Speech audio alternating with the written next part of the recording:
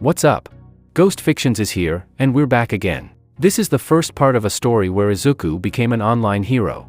Virtual reality has advanced significantly by the year 2022, and My Hero Online, MHO, a sizable online role-playing game, is released. Players can direct their avatars in the game using only their thoughts thanks to NerveGear technology. Izuku Midoriya, often known as Deku, is a 14-year-old boy who endured relentless bullying and jeers from his peers for having low self-esteem, particularly from his boyhood friend Katsuki Bakugo. His mother, feeling sorry for him, bought him a NerveGear and the MHO beta to help him gain confidence. He was one of the fortunate few gamers who received the initial shipment of the game upon the launch of the official service. He logs on and discovers himself, along with 10,000 others, in the beautiful and intricate Musutafu world, which is full of superheroes, supervillains, and strong quirks/powers. The gamers quickly come to the painful realization that they cannot log out since the game's designer has imprisoned them in his new universe. Deku will now need to communicate and work with his fellow players to escape Musutafu. Some of them are comrades, while others are enemies, such as Ochiko Uraraka, aka Uravity, who is in charge of the main group trying to flee the brutal game.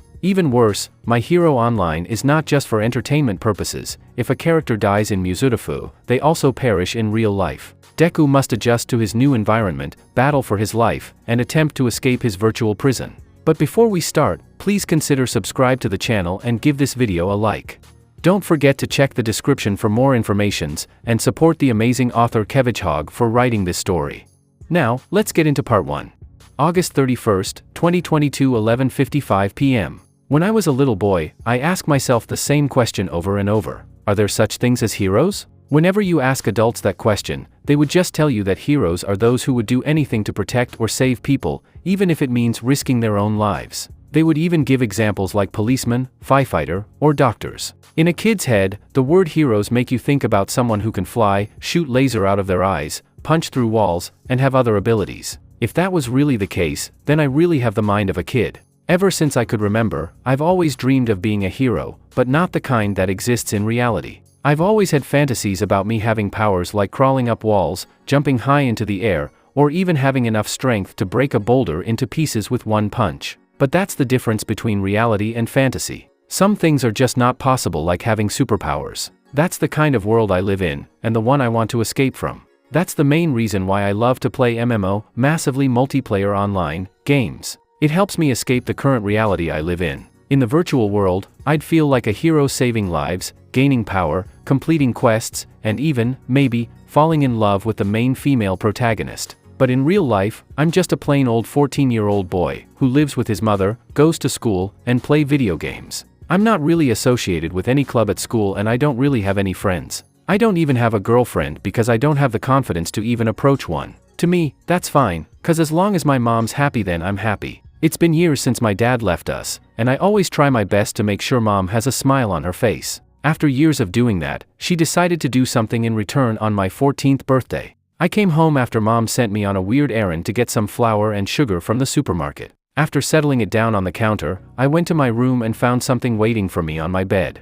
I could not believe my eyes, that laying on my bed was one of the devices that's been blowing up on the market and has run out of stock both in-store and online, 2 days after it's been released for purchase, the NerveGear. My mom then jumped out of my closet and popped a confetti cannon, nearly giving me a heart attack while saying happy birthday. When I asked her how she got it, she told me that while doing some cleaning in a month ago, she noticed some magazines and tabloids on my computer desk, all on pages relating to the NerveGear, how much it was worth, who created it, and how it operates. She then got the idea to pre-order it, not realizing that a beta version of a new game would come it, and that game was My Hero Online. Toshinori Yagi served as the development director for Argus's first ever VMORPG, My Hero Online, which was created for the NerveGear. The online game is set in the floating tower Musutafu, which has 100 floors. What makes the game so popular was that it makes you feel like you stepped into a comic book. Each and everyone has a power, or in the game, you call it a quirk. Just like those medieval games you play on the Game Boy or N64, you can complete quests to level up your avatar and get new equipment.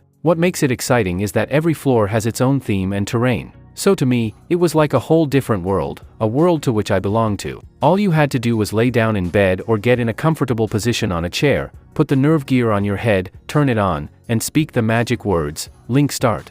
It's been almost 2 hours since I spoke those words and dove into the virtual world. It was the last day for those who have the beta version of the game like me to enjoy the last 5 minutes of the game before the beta closes at midnight. I knew that it would be a while before I get to play the actual game, so I made sure all my chores were done so that nothing would disturb me while I'm diving in. With 2 minutes on the overhead clock of my HUD, heads-up display, I dashed through the dungeon of floor 10 in the body of my custom-made avatar. With every step I take, a second is gone from the clock, so I didn't waste any time. It was then I began to hear the sounds of explosions and fighting.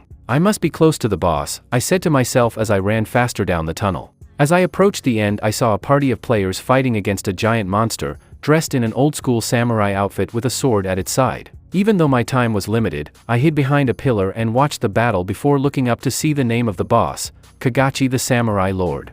Its HP bar was on the brink of being empty, so I thought could just sneak around and wait for the other players to finish it. But unfortunately, Kagaguchi's sword glowed red before the monster himself made a wide-range slash, making all the players who got caught in the range freeze in place. A paralyze attack, I said, seeing a thunderbolt icon beside the player's HP bar. 30 seconds remaining, I heard the female announcer of the game say, indicating there wasn't much time before the beta test ended and all of us will be logged out instantly. A part of me didn't want this to end while we were so close to finishing this floor. So I ran out of my hiding place, ran past the stunned players, and straight for the boss. Once it saw me, it swung its ginormous sword in my direction. Luckily, I was able to slide under it and clench my fist. Once I did, red lines crawled up my arm like actual blood veins. This may be the last time I get to use this skill, so I better put everything I got into it, I said before leaping upwards toward the boss's chin and performing a skill unlocked from my skill tree after earning enough XP in past levels, a Detroit Smash.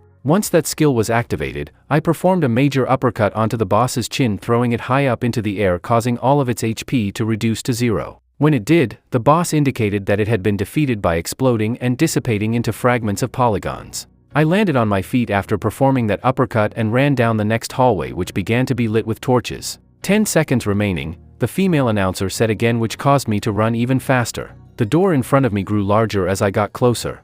8, 7, 6, the announcer said. I then stretched out my hand trying to reach it.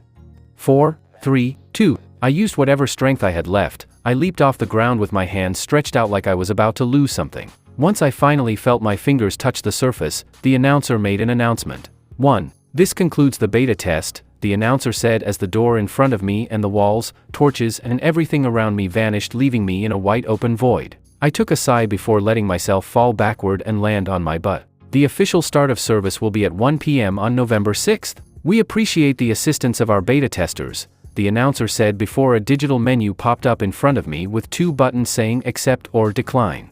Do you wish to pre-order the physical game? Once I saw that screen, I remembered how I saved up money for the game and deposited it into my checking account. Using my finger, I pressed the accept button and a confirmation screen showed up in front of me indicating the day I purchased it and when it will be shipped. As I smiled in accomplishment, I closed my eyes for a few seconds and then opened them back up. Only this time, the white void I was in was gone and I wasn't sitting on my butt. In fact, I was actually lying down, feeling the cold air of the AC brush against my skin. I was back in the real world, in my real room, on my real bed.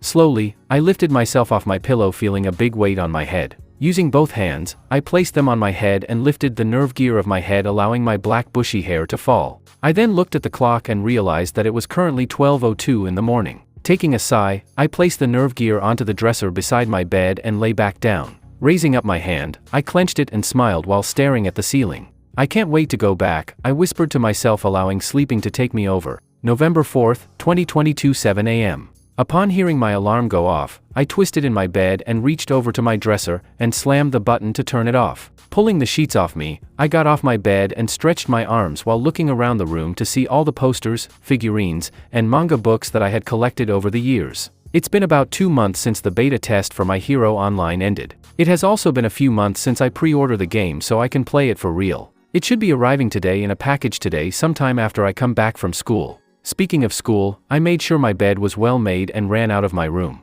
As I head to the kitchen, I started off by clearing up all the newspapers and manga my mom and I left on the counter overnight. Once that was done, I pulled out a recipe book and began prepping some toast, eggs, sausage, and coffee, both for me and my mom. Placing the breakfast on a tray, I took it up and carried it to my mom's room. Slowly opening it up, I peeked inside to see a lump underneath the sheets. Assuming she was asleep, I quietly tiptoed towards her bed and began placing the tray of food on her nightstand beside her bed. Once the tray touched the table, a small clank was made, causing the lump under the sheet to move. The sheet on the bed lifted off the lump to reveal my mom wearing a green hospital uniform. She rubbed her eyes as she tiredly sat up on the edge of the bed. "Oh, good morning, Izuku," my mom, Izuku Midoriya, said to me as she leaned closer to me and wrapped her arms around my neck, bringing me into a hug. "Morning, Mom," I said, hugging her back. Once we separated, I indicated my hands towards the breakfast I made. "I made breakfast for you. You're such a sweet boy, Izuku," she said, taking up the cup of coffee and slowly drinking it. "But you don't have to keep doing this every day. I was the one who taught you how to cook so I can prepare my own meals." Though what she said was true, I slowly shook my head and smiled at her. "You had to work another late night shift at the hospital. I can't have you pushing yourself and not getting anything in return." "So I don't mind, Mom," I said, placing my hand on top of hers. "I do this because I love you." She looked at you with a surprised face and slowly chuckled. "You really are growing up to be a good man," she said, wiping away a tear. "I know whoever you marry in the future will be a very lucky woman." After hearing that, I began to feel my face began to burn in embarrassment. I didn't need a mirror to know that my face was turning red. Mom," I said in embarrassment. "I gotta go get ready for school."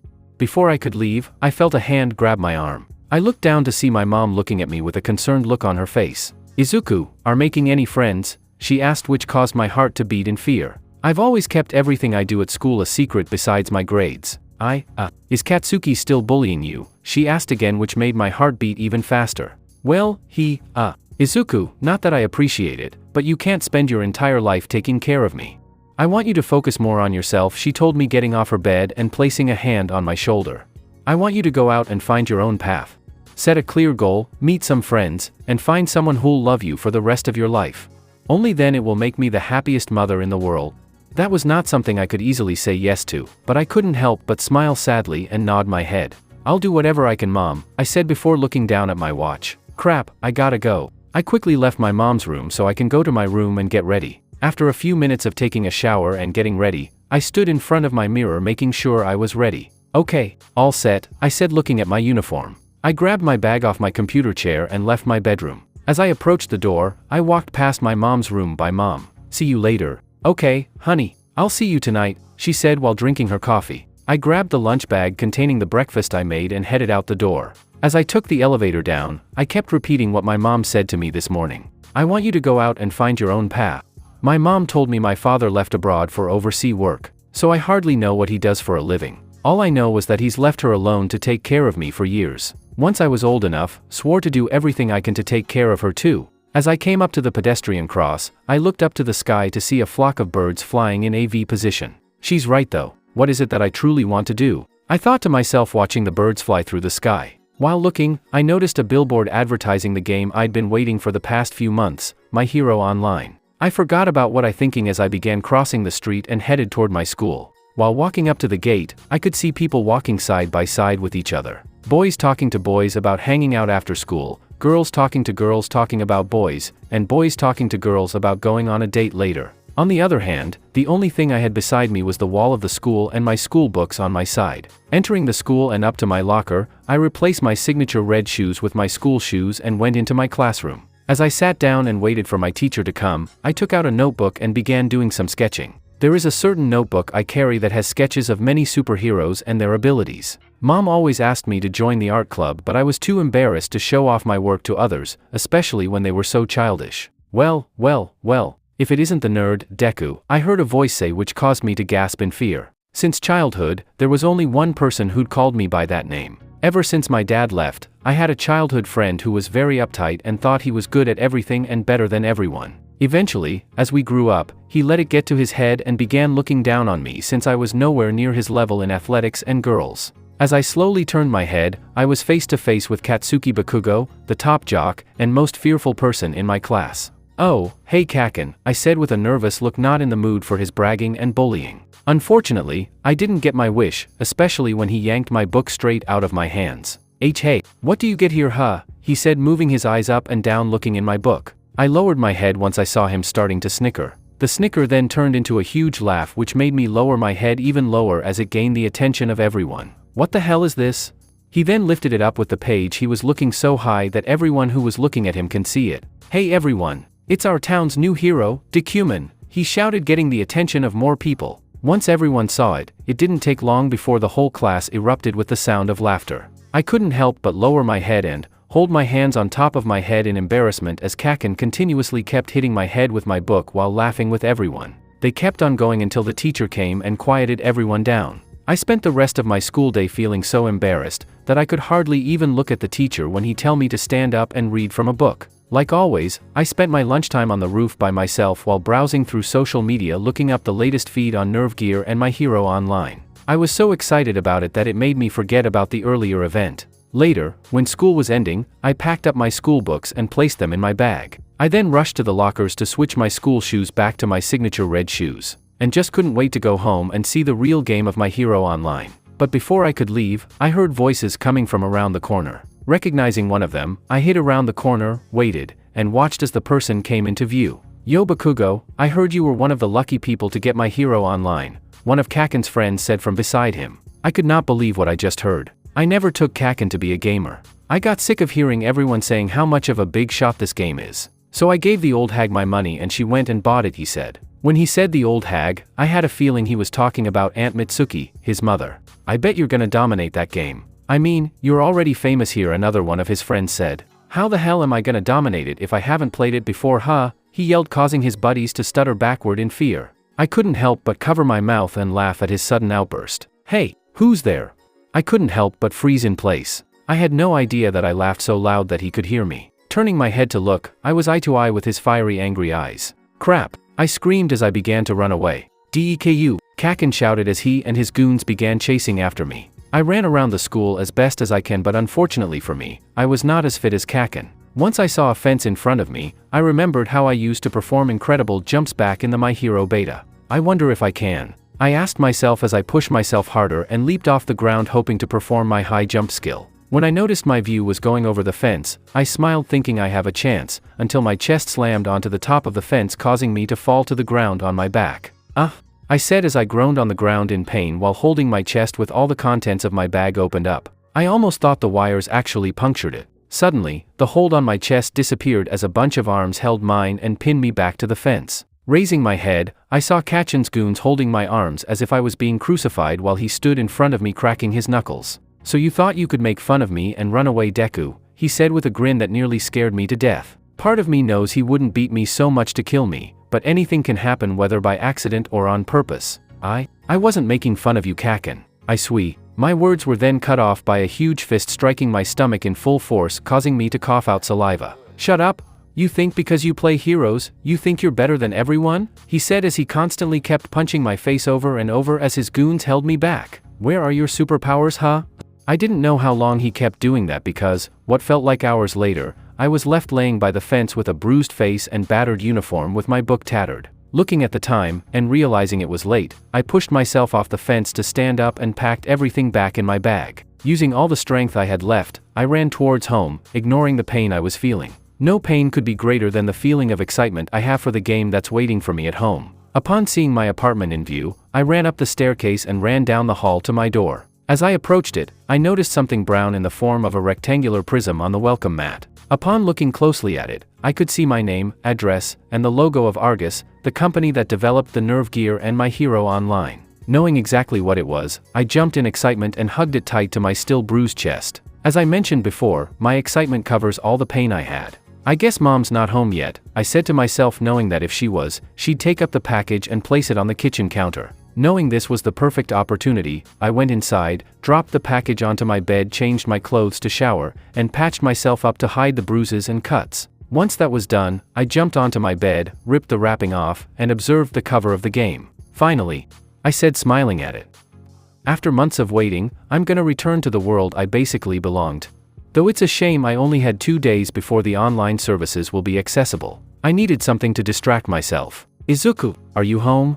I heard my mom call from the kitchen. Can you help me with the groceries?" Exactly like that. November 6th, 20XX, 12:26 p.m. The day has finally come. The day I returned to that world. I swore to myself that I would spend most of my time recovering all my loot and item drops due to the fact that I played the game and know where to technically go. The server officially started at 1 p.m., so I waited by reading a comic book in front of my computer and watched the MMO stream, which showed the first group of gamers lining up in front of every game store for days before the game's actual sale even started. About 2 minutes before the launch, the sound of my mom's voice caught Em's attention. She questioned from downstairs, "Izuku, I'm going to the market. Do you need anything?" I replied, "I'd like some hot katsudon, please." I realized she had left the house when I heard the front door close. When she did, I looked at my clock and saw that there was 1 minute left before the formal game would begin. "Yes," I exclaimed as I leaped from my computer chair to my bed, plugged in my NerveGear, put it on my head, and turned it on. I then sat down in bed and glanced at my glass display to check the time. I waited impatiently for all 4 digits to change while I regarded the clock as though I were in a staring contest. I could almost taste the coming of the decisive moment. Nier arrived earlier than I anticipated because I said the secret words to log in as soon as 12:59 p.m. became 1 p.m. Link start. After she said that, I lost sight of my room's ceiling. Instead, I noticed a series of elliptical rainbow patterns that carried me into the virtual realm. My username and password were entered after I saw the login screen. After I created my avatar, I began to type the name that I originally had. Username. Password. Avatar name, Mighty Boy. Once I pressed enter, something very unexpected happened. The username and password were accepted, but the avatar name I put was denied. In a small text, it said the name was already been used. "I guess that name can be easily chosen," I said to myself before typing in another name. Avatar name, Captain Japan.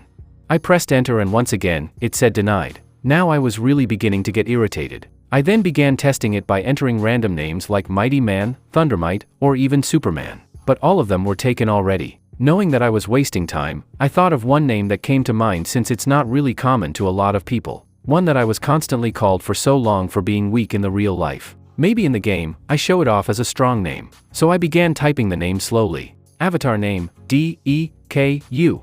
It then asked me if I want to be recognized as Deku. Knowing that it wasn't an already used name, I selected accept, which caused me to cover my eyes due to a flash of bright light. Once the light dissipated, I opened my eyes to see that I was standing up in the middle of a city that resembles Japan, but it was not. I was in Neo Tokyo, basically the town of beginnings for the game. Looking around, it was like I was in a comic book due to many people having hair that looks like it was stylized, dyed, or bleached. I caught myself in the nearest window as I peered at myself. I had a completely different face, green eyes and hair, a green jumpsuit with a red belt, knee, elbow, and glove protection, and his characteristic red boots. It resembled the initial equipment I had when I first played the game in beta. My heart felt nothing but happiness, excitement, and acceptance. This world, though not real, is somewhere I don't feel different. I looked at my fist and clenched it while giving a determined smile. I said, "Hello world, I'm back," as more people started to gather around me. I was currently residing in Musutafu, a floating tower with 100 levels,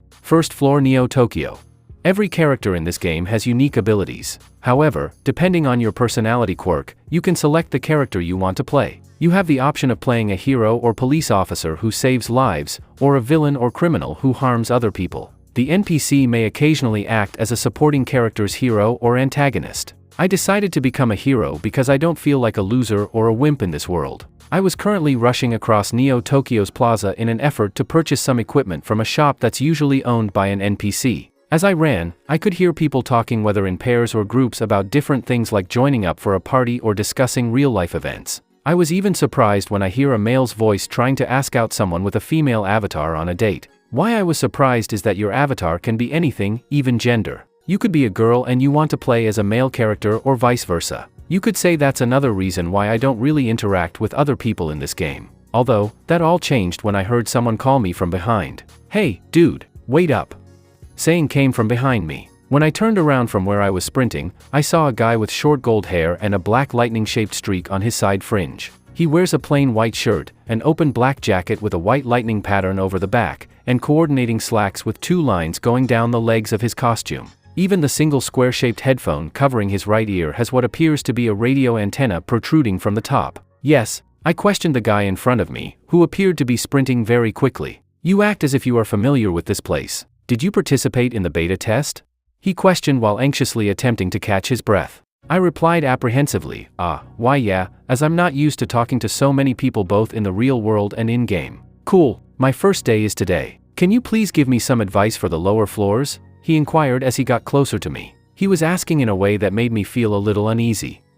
I'm not sure what to," I spoke, but he interrupted me. Please, I beg you. Look, I'm Chargebolt. Good to meet ya," pointing to himself, he said. I smiled as I saw him and his steadfastness. I extended my hand to shake his and said, "Okay, I'm Deku, first floor Neo Tokyo West Fields." Charge Bolt and I boarded a train and traveled to some fields outside of Neo Tokyo that resembled the African savannah after deciding to assist him. He informed me that this was his first full dive game, and I advised him to begin with low-level minions or animals. I simply didn't anticipate that his first attempt to beat one would begin with a "Gah, my egg rolls." He cried out in pain as a strange purple creature headbutted him in a specific spot, causing him to roll on the ground. "Charge Bolt, you are aware that you are pain insensitive, right?" I said while I laughed a little. I observed him examine himself and release his egg rolls. "Oh, you're correct, of course. Sorry, habit," he said, rising to his feet. I decided to ask him about his quirk because I couldn't help but be curious. This game has been programmed with over 1,000 abilities for everyone and each has its own skill tree. The more XP we gain, the more we can unlock new abilities. Our combat, however, reflects on our real-life abilities. For example, if I were to duel against a real-life black belt player, I wouldn't last. I mostly depend on the system's assistance to help me fight. Charge Bolt stated, slightly igniting my hand. "Well, when I logged in, I was registered with electrification." I put my palm under my chin and began murmuring some thoughts that were going through my head. I suddenly had the sensation that a light bulb had just gone off in my head. I got an idea. Try firing electricity at the little bugger with your finger held up like a gun by concentrating it at a single point, making hand motions, I spoke. He made a finger gun and pointed it toward the small purple freak, thinking to himself, "Like a gun, huh?" He concentrated his force on his fingertips exactly as I had instructed him to do, like water flowing through a hose coming out of a spout. The energy then burst forth from his finger, and shocked the midget, reducing its HP. When the bar was completely empty, it burst into blue pixels, and a result bar appeared, indicating his experience points, coins earned in the game, and the items he had acquired. Unavoidably, he felt excited. "Woohoo! Yeah!" he shouted with delight. I walked up to him and clapped. "Congratulations." We exchanged high fives while raising our hands in the air. "That was good, but that minions here about as weak as boars in other games are." "You've got to be kidding, holy crap. I mistook that for a mid-level boss," he said, losing his enthusiasm. I could tell that he thought I was kidding. "Yeah, sorry," I remarked while pointing to the field. When I pointed in that direction, he turned to see more of those bizarre purple trolls resurfacing. "What do you think, then? Isn't it kind of cool to use your body to perform actions that are impossible in everyday life?" I queried, which earned me a nod and thumbs up. "That reminds me," he said to me. "You never told me the name of your quirk. What is it?" "I'm not really certain. One for all is how the game refers to it, but to me, it just means super strength," I informed him as I put a finger to my lip. He questioned, "Super strength?" I rushed up to a purple minion and shouted, "Watch." When I was close enough to kick it like a football, a powerful burst of compressed air fired at the same moment, dispatching any nearby minions. When I turned back, Charge Bolt's mouth appeared to be about to fall open. "Dude, that was freaking awesome," said Charge Bolt. "And dangerous. I lose some HP when I use my power, injuring my avatar in the process. That recent blow reduced my health by 10%. That's why I only engage in melee combat," I described. "Oh, even so, I think you have a cool power, dude." Giving me a thumbs up, he said. He mentioned something that made me smile. "So, are you prepared to continue?" I queried. "Yep, let's continue. Pumped and ready to go," he declared. The next few hours were spent destroying minions in an effort to gain as much XP and call as we could. After some time, we decided to stop and return to Neo Kyoto. We walked to a park together and sat on a bench to enjoy the sunset. "I can't believe we're inside a game, bro," when I look around. "It was created by a genius," I overheard Charge Bolt utter. "Amazing, this thing. It confirms my gratitude for my time of birth, you know? It's not that big a deal," I said back to him. "Give me a break. It's my first full dive, as I already told you." I hurried out and purchased all the necessary equipment as soon as I had the money to play MHO. Joined a buddy in line so they could each get one of the 10,000 physical copies. I suppose you might say I was fortunate. That was what Charge Bolt told me. I was now astonished by how tenacious he was. "However, you, sir, were 10 times as fortunate to get to beta test it. 1,000 persons were given the opportunity," he said. I rubbed the back of my head, wondering if I had truly been so fortunate. "Yeah, I guess I was," I said to him. "Hey, mind if I ask how far you got in the beta?" he asked me. I reflected on my time playing the beta and concluded, 2 months and I couldn't get past floor 10. Since I didn't know anyone else to establish a party with, I was basically doing it alone. But now, I believe I can arrive there in a month. Charge Bolt said to me with a smug look on his face. "Sounds to me like you're really into this." Of course, MHO was constantly in my thoughts during the beta test, day and night. I feel like an entirely different person in this world than I did in the real one. I feel unique and strong, like I can accomplish anything. I gave him the details. I turned around to see his enlightened face. Looking back at the sunset, Charge Bolt remarked, "Yeah, I understand how you feel. Anyhow, are you up for fighting some more minions?" I queried. "You've got it. But here's the thing," he continued, speaking after I felt my stomach grumble. "I'm so hungry. I gotta log out." "Yes, I'm also becoming hungry. Too bad the food here just nearly satisfies your hunger," I stated, rising from the bench. "Yeah, that's true. That's why I placed a 5:30 p.m. order for a hamburger," he stated while grinning. "Dang, you seem to be well prepared." "Impressed," I said. "You know it. Besides, the game can wait until I get my burger and fries on," he said, rubbing his stomach. "Yeah, my mom's supposed to be back with some katsudon, so I should go too," I said to him. "Hey, I was going to meet up with a friend of mine I know from another game. I don't know what you're up to when you come back, so, if you want you can friend him and hang with us," Charge Bolt suggested to me. I didn't want to say no, but I'm still not used to talking to other people, especially online. Unfortunately, Charge Bolt caught on to my face. "Hey, no rush, dude. I can always introduce you to him another time or something," he said. "No, it's fine. I'll think about it. If there's anything else you want to know, message me," I said, holding out my hand so he can shake it. "Thanks for everything, man. See ya," Charge Bolt said as he turned around to log out. "Oh yeah, I forgot to buy some extra gear," I reminded myself. As I began to walk to the nearest store, I couldn't help but reflect back on what I just did today. I think I actually made a friend in my hero online. As a smile crawled onto my face, I heard Charge Bolt's voice behind me. "Huh? That's weird. Where'd the logout button go?" he said, gaining my attention for me to turn around. "What do you mean?" "It should be there," I said, walking up to him. Like most RPGs, the main menu of a player is invisible to other players, to protect one's stats and level. I watched as Charge Bolt leaned close to his menu, which was invisible to my eyes. "Nope, it's not there," he said again, which made me a bit concerned. "It should be at the bottom of the main menu," I said, opening my own menu only to find something completely shocking. The logout button on my screen was not there too. "What in the—" "I told you, see, even the game master has not responded to my calls. He is not answering," he said while laughing a bit. "Get serious. Don't think this is weird?" I said in a stern tone, not finding this funny. I didn't mean to say that so harshly, but I couldn't help but feel internally scared. Sorry about that, man," Charge Bolt said with his hands up. "But it's just a bug, right? If we can't log out, the game will have some major issues," I responded back to him. "I guess," Charge Bolt said, going into a thinking phase. Before we could even say anything else, we're interrupted by what sounded like a town bell. As I looked around, Charge Bolt spun around in place, looking up. "Okay, what the hell is that?" I opened my mouth to say something, but we were both enveloped in bright blue light that somehow teleported us back to the same plaza where we just met. "Again, what the heck just happened?" Charge Bolt said, clearly freaking out. "Maybe someone with a teleportation quirk?" I responded back. When I turned to look, I discovered that we weren't the only one sent here. I could see additional players being brought to the plaza all around us. Everyone was dressed as a superhero or villain, and I could see them all looking around in bewilderment and wondering why they were there and why they couldn't log out. "This can't possibly get any weirder," Charge Bolt said, scratching his hair with both hands. Suddenly the entire sky turned red and an invisible barrier was placed around the plaza. The two of us looked to our side and saw two people who were like a couple trying to leave, except the barrier bounced them right back. "Seriously? I was only kidding," Charge Bolt said again, scratching his head even harder. "This really can't get any weirder than it already is."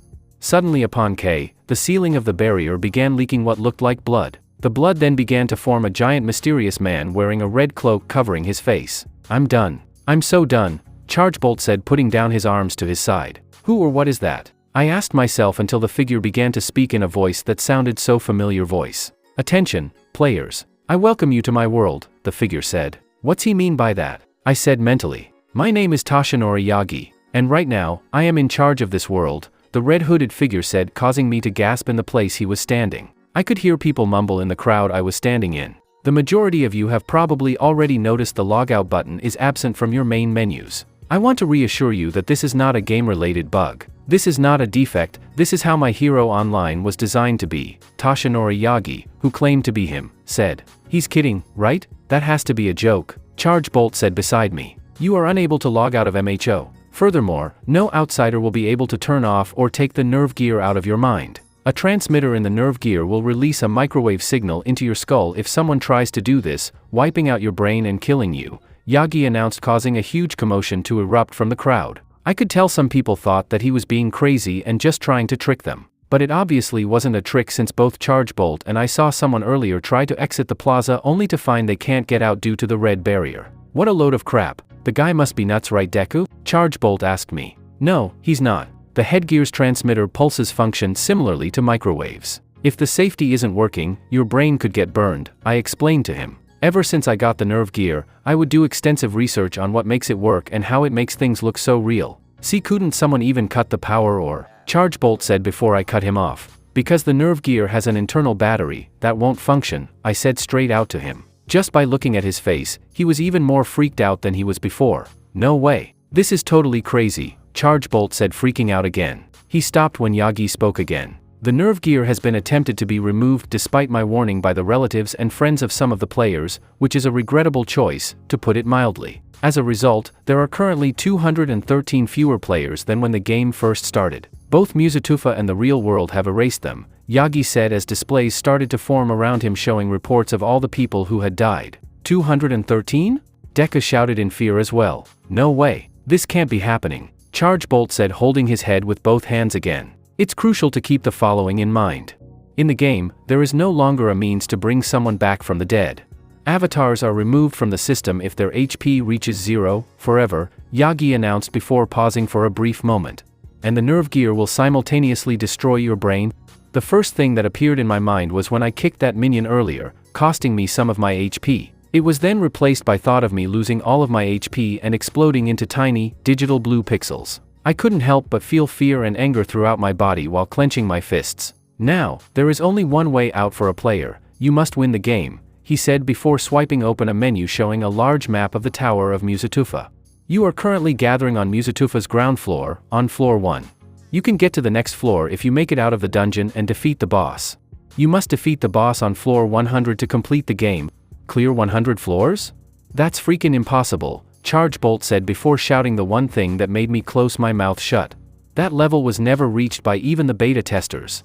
Last but not least, I've included a small gift to each player's item storage, Yagi spoke, gaining our attention again. Please, have a look. Wanting to know what he was talking about, I used my fingers and swiped open my menu and scrolled to my item storage to see something new added to it. A mirror? I said, reading the name of the item. Once I tapped the icon, a physical real-life mirror appeared in front of me and fell into my hands. I looked at it to see the reflection of my avatar's face until a flash of blue light flashed from Charge Bolt's body. Charge Bolt! I shouted until the same flash of light enveloped my body, causing me to gasp. Even though it was bright, I could see that everyone who looked at the mirror was surrounded by the same blue glow. As the light went down, I slowly opened my eyes to get back my vision. You okay, Deku? I heard Charge Bolt ask me. Why yeah, I said, rubbing my eyes. When I turned to face him, I discovered that I was speaking to a different person with a different face. Wait, who are you? I asked, stepping back a bit. I'm me. Who are you? The person said to me. I was shocked to see what I had seen when I peered in the mirror. I appeared just as I do in real life. My hair is black, my eyes are identical, and I am the same height as I am in real life. Wait, then that means? I said, looking at the guy with blonde hair who looked back at me with kinda the same shocked face. Is that you, Deku/Charge Bolt? We both asked at the same time. But how did we? Charge Bolt said, which caused me to remember something I read about. The scan the NerveGear setup contains a high-density signal device. It can make out the features of my face, I explained to him. So, how did it know my height and body type? When I first put the NerveGear on, it made to do this calibration thing, Charge Bolt said to me while touching his arms. Didn't it ask you to touch your body all over like this? Oh, yeah, you're right, that's where it got our physical data, I said, remembering I did the exact same thing. But, what's the point? Why would anyone do this to us? Charge Bolt said, holding his head. All I did was point my finger at the hooded figure. I think he's about to tell us, I said, indicating both our attention to Yagi. You're undoubtedly asking yourself, why, right now? Why would Toshinori Yagi, the creator of NerveGear and My Hero Online, do this, stated Yagi. My ultimate objective is straightforward. As you can see, I succeeded in my goal of controlling the destiny of an universe I had built when I established My Hero Online. The tutorial is now complete, and My Hero Online has officially begun. I'm wishing all the players luck. Yagi said those as his final words before vanishing from view. All around me, there was nothing but silence. My hands were clenched as I gazed at them. This is now a reality and not a game. The virtual world was built by Toshinori Yagi. The NerveGear rig was created by him. The man is brilliant. I have long been a fan of his, thus I am confident that everything he just said is accurate. I'll actually die if I lose in the game. The sound of a girl screaming from somewhere in the crowd then broke the silence. At that point, I started to hear everyone yelling and running. I seized the opportunity to flee when I noticed that the barrier closing us in had vanished. "Come on, charge Bolt," I said as I dragged him out. The both of us ran until we ended up in an alleyway. "I'm heading out right now for the next town. I want you to come with me," I asked him in a serious tone. "Huh?" he asked, very confused, though I couldn't blame him.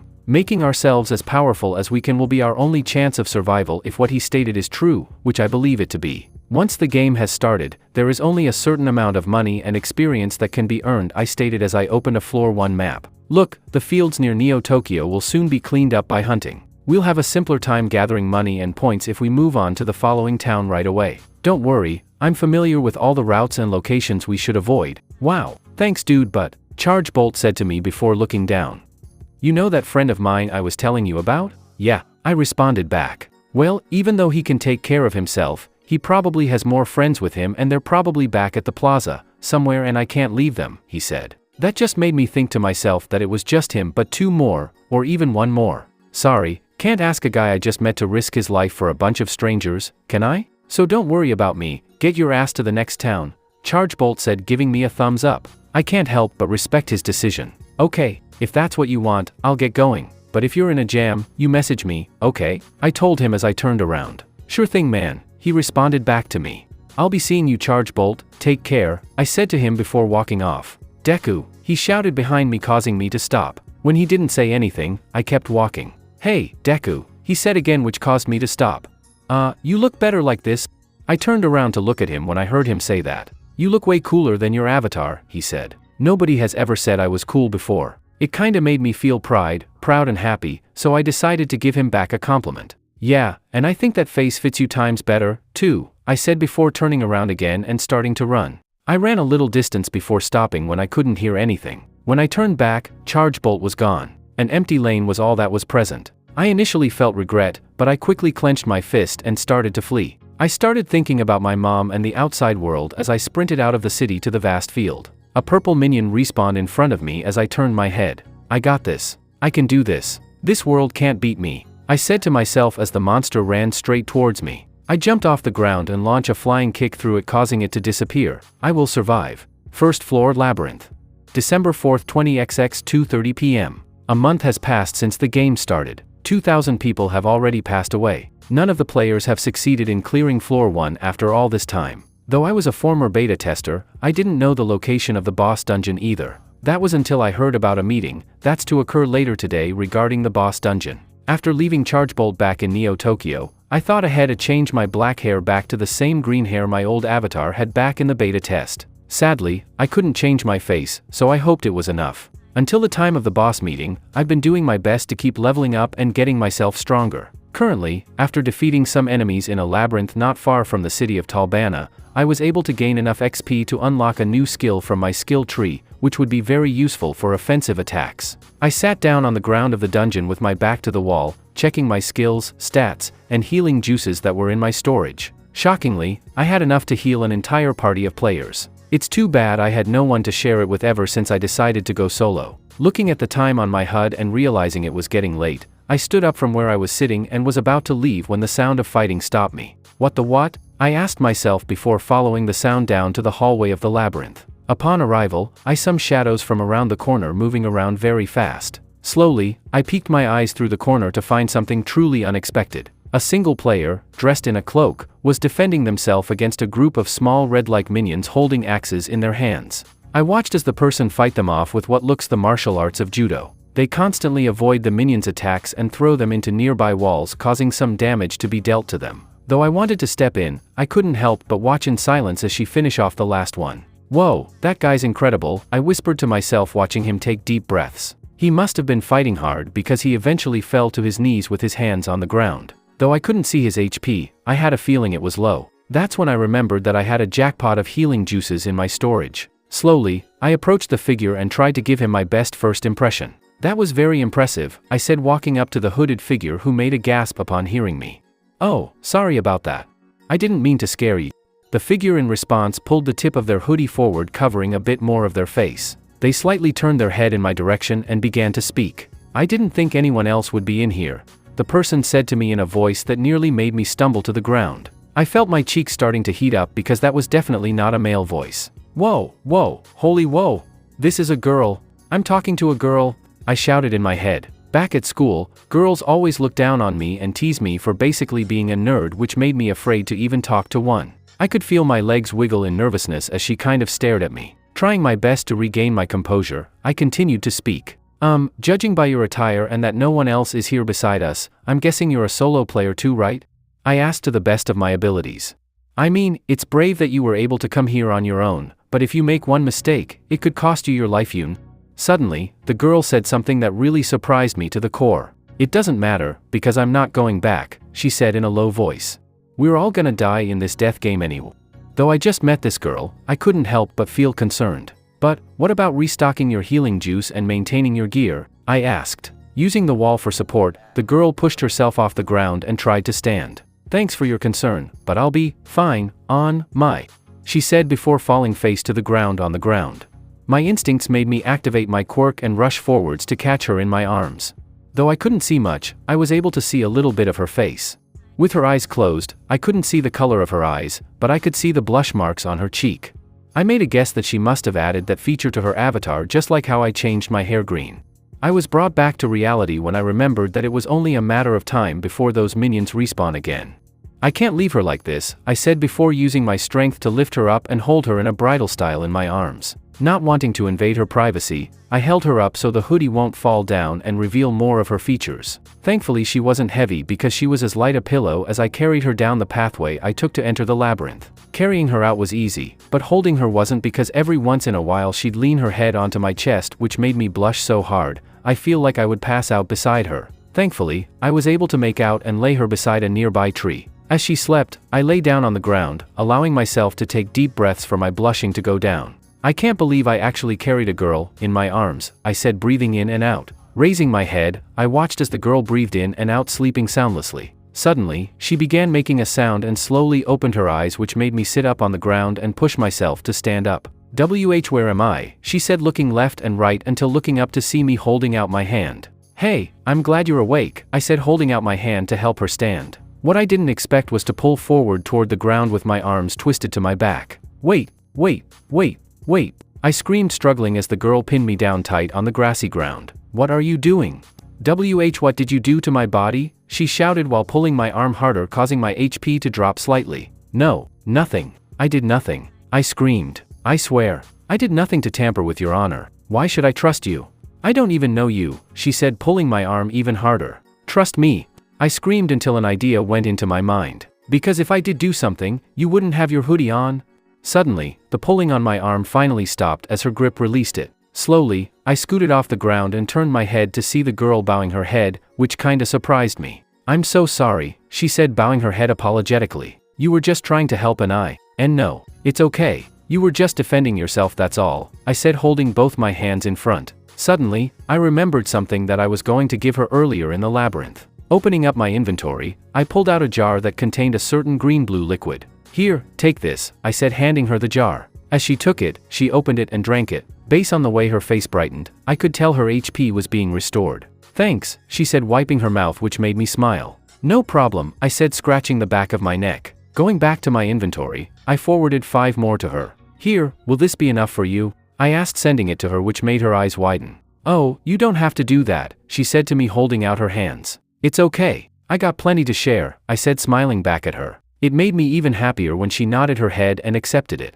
You know, you're a really nice guy, she said, which made my cheeks slightly burn in embarrassment. Not wanting to embarrass myself, I turned my head to face the opposite direction. It's not big deal, I said before lowering my head. Besides, not a lot of people say that.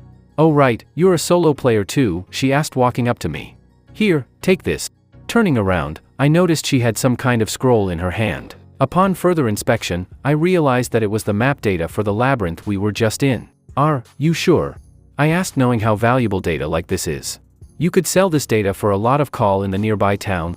It's okay. Do unto others as you would have them do unto you, right? She said, holding out the scroll towards me. Looking at her and then back at the scroll, I slowly took it and placed it into my inventory. Thank you, I said to her. We stayed silent for a while as the sounds of the virtual birds flew above us. Well then, I'll be on my way now, the girl said, beginning to turn around and walk in the opposite direction. As I watched her walk away, somewhere inside me didn't want her to leave for two reasons. She might get herself in a trouble and I'll never see her again. "Excuse me, miss," I said, causing her to stop in place and turn around. "Are you trying to clear the game?" She answered by giving me a silent nod. "In that case, don't you think you should attend the meeting too?" I asked, walking up to her. "Meeting? What meeting?" she asked curiously. "There's going to be a Floor 1 boss raid meeting in Talbana today," I said while scratching my arms in embarrassment.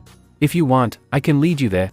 The hooded girl stayed quiet for a while before nodding her head yes. I then turned around and headed in the direction of Talbana with the hood girl following behind me. First floor, Talbana, 4 p.m. The meeting that's taking place in Talbana is in an old amphitheater. Upon arrival, the hooded girl separated from me and sat somewhere else, which I understood because all I promised was that I'd show her the way and that's it. I then took my seat and waited for the meeting to start. While waiting, I began strategizing on what could be done to defeat the boss due to the fact that I've played the beta. "Okay, now that everyone has arrived, let's begin this meeting," a voice said, snapping me out of my thoughts. I looked for the source of the voice until I looked to the front. In the front stood a very tall and well-built guy with blonde hair with blue eyes. He stood there with a huge smile on his face, which kinda creeped me out a bit. "Anyway, I just wanted to say thanks for coming." "Pleasant to see you," the guy said. "I go by Lemillion. And in this game, I rolled knight for my job." Everyone in the crowd, including me, couldn't help but laugh. I could even hear some people reminding him that there was no knight system in the game, besides heroes and villains. He continued in a calm but serious tone, "Right, anyway, here's the situation. Today, our group discovered the boss room at the top of the tower." He mentioned something that caused everyone to start speculating and showing curiosity. "We must first overcome the boss and ascend to floor 2. The following step is to let everyone in Neo Tokyo who is waiting know that it is feasible to win this game. The fact is, as the most competent players here, it is our responsibility. Do you concur or disagree?" He spoke in a soldierly manner. Everyone started to applaud and whistle as soon as he made his decision. I couldn't resist smiling in excitement too. I thought to myself, maybe I don't need to worry about anything. Good, it's time to plan how we're going to defeat the boss at this point. We'll split up into 6-person parties to start. His words made my heart beat quickly. The floor boss is unbeatable by a typical party. We require a raid team made up of several groups. When I turned to look, I saw people approaching one another and accepting requests for friends and parties. What the heck am I going to do? I don't really have true pals, so I've never been a party with anyone, I mentally said, still looking around. I nearly gave up until I turned to my left and saw someone seated at the same step as me but so far away. Looking closely, I realized who it was once I saw the hoodie. It was the same girl who I met earlier and led to the town. Taking a huge gulp, I scooted over to her. You got left out too?" I asked her a bit nervously. "Oh, it's you," she said in a surprised tone. "Not really. I wasn't excluded. It's just that, everyone appears to be pals already." I took a deep breath before asking her something that kind of felt close to asking a girl out. "Do you want to form a party with me?" I asked. The girl slowly turned her head, causing my heartbeat to accelerate a little more. "Why, you heard what the guy just said? We can't beat the boss on our own. And it would only be for this fight." I kept my fingers crossed, hoping she'd accept it. She didn't say anything except nod her head, which made me internally excited. Without giving her time to rethink, I opened my menu and sent a party invitation to her. Once she pressed the accept button, a new HP bar appeared under mine. I saw the name she had given her avatar. Uravity? Is that her name? I thought to myself. My mind was once again interrupted by the guy in the front. "Alright, looks like everyone's teamed up. Now then," he said before being interrupted by someone. "Hold on," a strong voice said from behind. Both I and the girl, whose name actually Uravity, turned around to see another blonde-haired guy standing at the top of the stairs. He had a mask on, but I just felt like I have seen him before. What I found weird was that his costume consists of large grenade-like gauntlets on his biceps. I then looked at his hands and noticed tiny explosions erupting. Before I even realized what the gauntlets were for, he blasted himself into the air, flying overhead all of us and landing beside Lemillion. "Listen up, losers," he said to us. The way he was speaking and the way he said the word loser. There's no way, can it? I asked myself, hoping that guy wasn't the person who I was thinking of. Unfortunately, my fears were true when the guy ripped off his mask and revealed his face. I then began having flashbacks of being tripped over by the foot, my head dunked into the toilet, and having my bag and books thrown in the school pool. All because of a certain person. The name's Great Explosion Murder God Dynamite. Got that? He yelled in a scary tone. Even though his face was as scary as ever, I couldn't help but hold my face to my mouth, trying not to laugh. Even Uravity was making a few snickers under her hoodie. "Great Explosion what?" I said in my mind, trying to hold my laughter. Apparently, the girl and I weren't the only ones who found it funny because the whole theater began laughing. Couldn't he just call himself Dynamite? Shut up or die, he yelled, letting off explosions from his palm. That made the entire theater stop laughing. Before we take on the boss, I got something to say. We all know about the 2,000 people who died so far, yeah? Well, some of you bastards need to apologize to them right now, he yelled.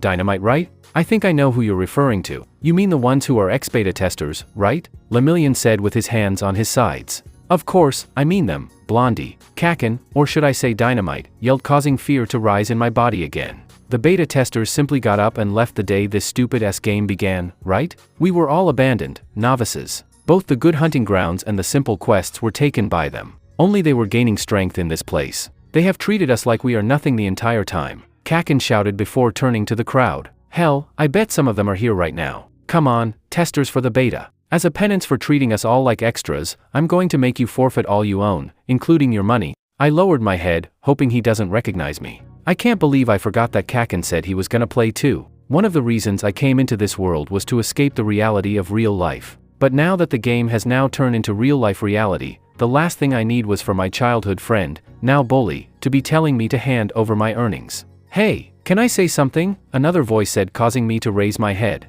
On the lower steps of the amphitheater, a guy with spiky red hair stood up and walked up towards Kakin. Hey, the name's Red Riot. Dynamite, right? I want to make sure I'm on the same page, he said. You're saying the ex-beta testers should be blamed for the rookies' deaths because they didn't help them and you want them to apologize and give up their winnings. I leave anything out? No. What's your stupid point, spiky head? Kakin asked in a pissed-off voice. Red Riot swiped his finger in the air, opened up his menu to his inventory, and summoned a little book. The item store handed these out for free. It's a guidebook. You got one, didn't you? He asked Kakin. TCH, of course, I did. Why wouldn't I? Kakin asked, getting even more annoyed. You know who was handing these out? The ex-beta testers, Red Riot said, shocking everyone, especially me. He then turned to face the crowd. Listen up. I'm sure everyone had equal access to this information. Even so, lots of players still died. Now, I ain't here to point fingers at anyone. I'm here because I want to learn from those players' deaths. I'm here because I want to find out how we're gonna beat the boss, he said before turning back to Kakin and placing a hand on his shoulder. So let's win this together, okay?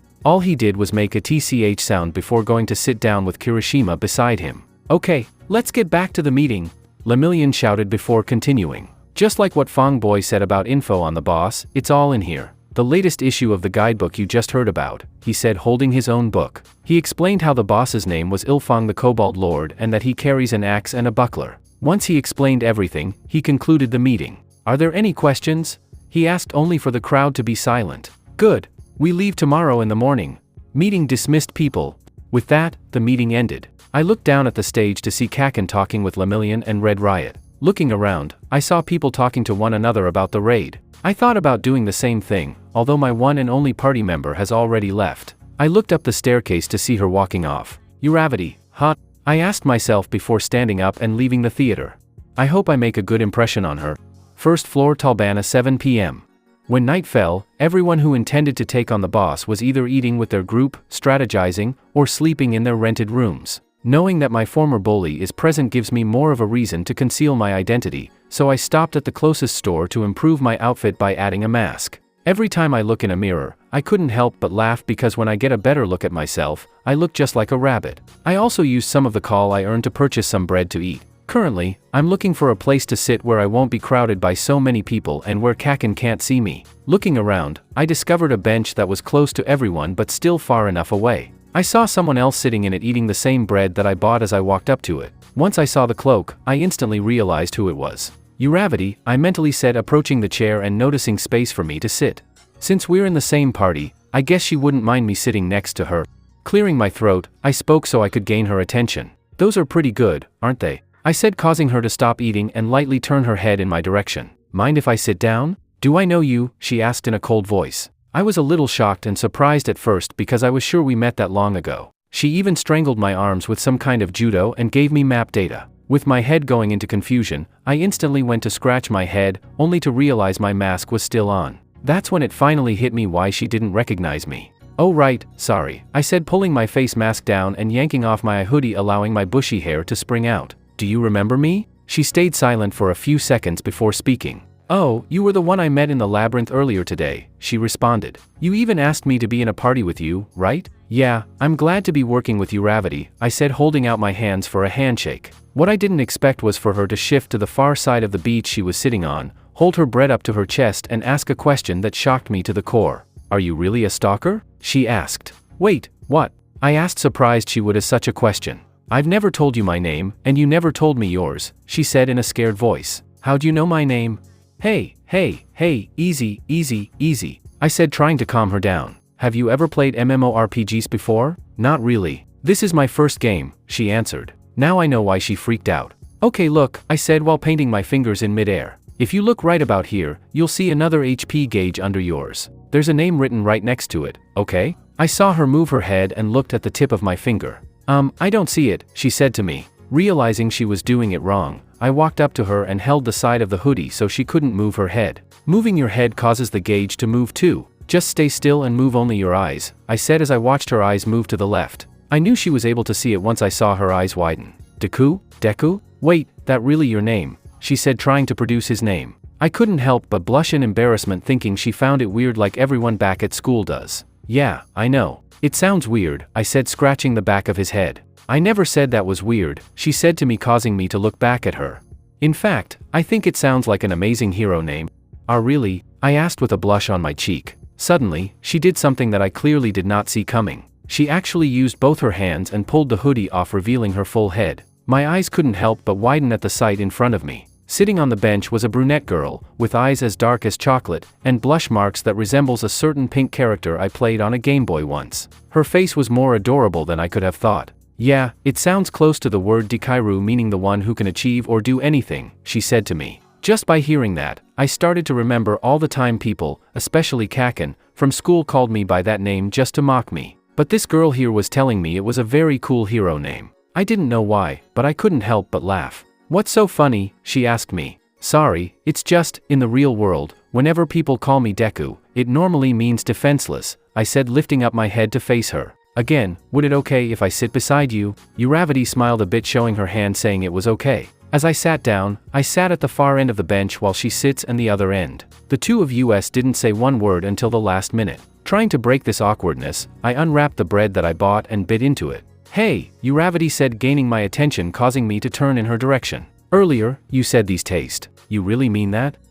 Ever since I moved to this town, I usually eat one every day. But I do know a way to improve the flavor, I said, going into one of my red pouches. "Really? What?" she asked in a curious voice. To answer her question, I pulled a small jar out of my pouch and placed it on the bench between us. "Try some of that on it," I said as I watched her look at the jar. Using her finger, she tapped the top, causing the tip of her finger to glow. She then her glowing finger and rubbed it across the top of the bread, causing a white soft substance to come on. "Is this cream?" she asked me, to which I nodded while helping myself to some as well. After we both applied our cream, I sat back and ate mine while watching her carefully take a big bite of her bread and cream. As I waited for her response, she stayed silent. "Does she not like it?" I said to myself as I watched her stay frozen in place with her mouth still biting the bread. Just as I was about to make a peep, she devoured everything in under 5 seconds, which caught me by surprise. "Okay, never mind. I actually got the cream from a quest in this town. Wanna know how I got it?" I asked, trying to make some conversation. "I appreciate the offer, but I didn't come to this town to eat good food," Uravity said, dusting off her hands. "Then," I said before asking a question. "Not to sound rude, but why were you here then?" I keep my identity in mind in this way. I don't want to seclude myself in Neo Tokyo and deteriorate over time. I'd rather continue being who I am till the very end. I won't lose to this game or this universe, not even if a boss or villain defeats me and I die. "Whatever the case," she said. I couldn't help but feel enlightened by her little speech. After finishing my bread and cream, I stood up, walked up in front of her, and held out my hand. She looked into my eyes with a surprised face. "Yeah, I get what you mean," I said with a determined smile. "I wouldn't want a party member dying on me, so let's do our best tomorrow, Uravity." She looked at his hand and then back at me. Her surprised face turned into a determined ace as she stood up and took my hand to shake it with a pinky out, which confused me. "Okay, I'll do my best, Deku," she said as we shook our hands. First floor, Forest Field. December 5th, 20XX, 10:20 a.m. Just like they agreed, all who attended the meeting the day before regrouped back to the meeting spot and headed towards the boss's room. As Lemillion leads the huge party of players with Dynamite and Red Riot walking beside him, Deku, who was now wearing his mask, was walking beside Uravity, who had her hoodie on. The two chose to stay at the back so Deku could explain how they were gonna contribute to the fight. Let's review it once more. We are the backup. So, the minions of the boss will be our goal, Deku explained. Right, Uravity said, listening with a keen ear.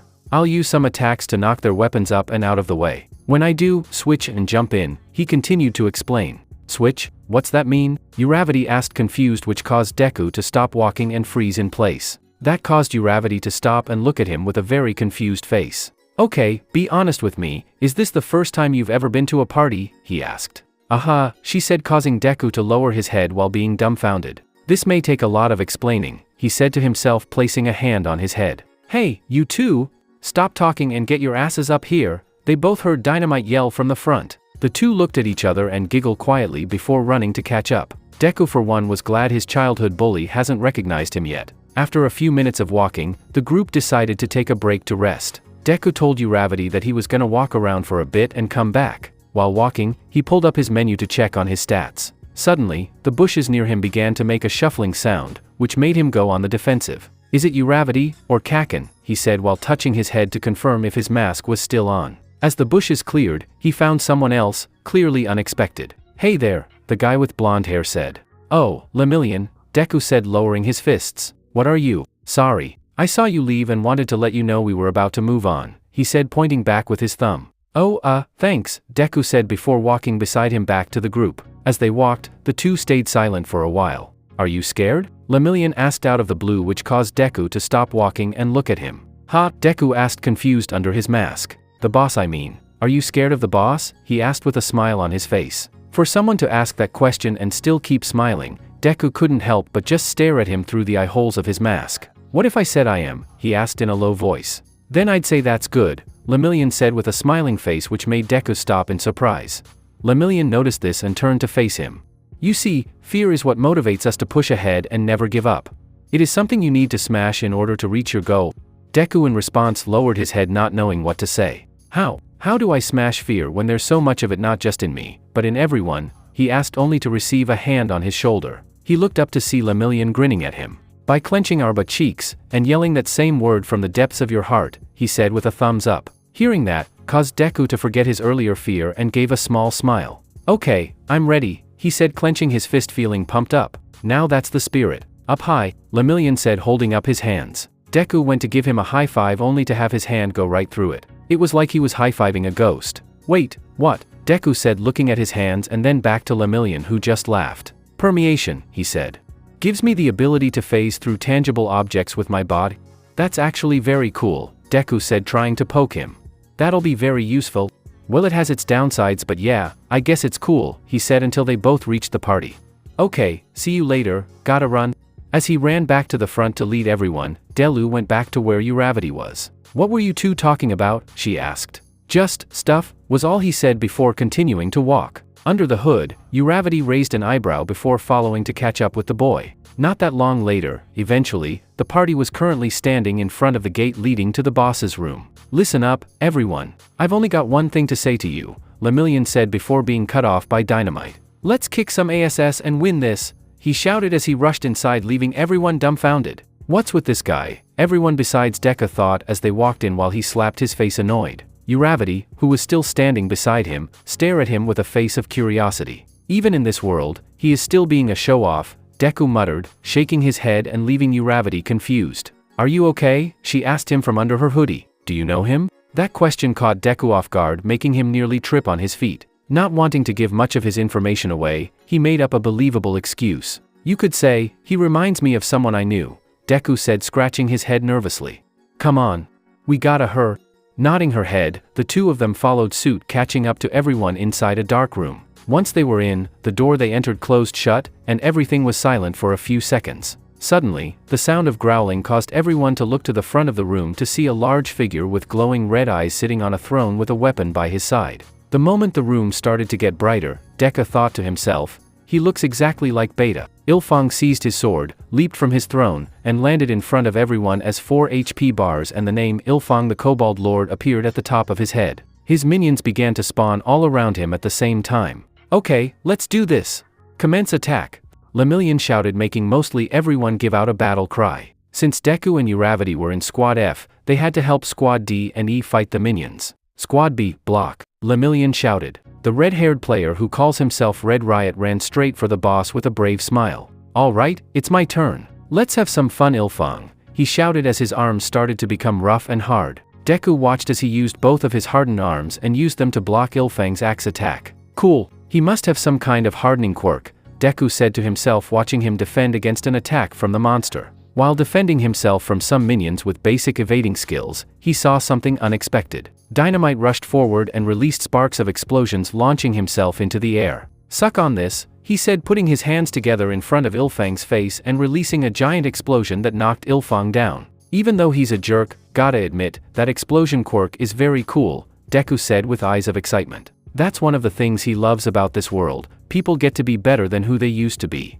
Suddenly, Lemillion's voice brought him back to reality. Squads D, E, and F, keep those minions off us, he ordered while punching some of the minions. Roger, he yelled as some minions began to approach him. He attacked one of them with punches and kicks, utilizing some melee techniques because he couldn't risk using his quirk and perhaps losing some HP. After some time, he realized it was time to switch after he was able to reduce one of their HP. Okay, here goes. Switch, he yelled. That word was a signal to his party member, letting them know that he was gonna back off and letting them take over for a while. At the same time, while jumping backward, Uravity ran past him with her cloak moving with the wind. I got it, she shouted as she ran towards one of the minions. I thought she was a beginner, but she looks like she knows what she's doing, Deku said to himself.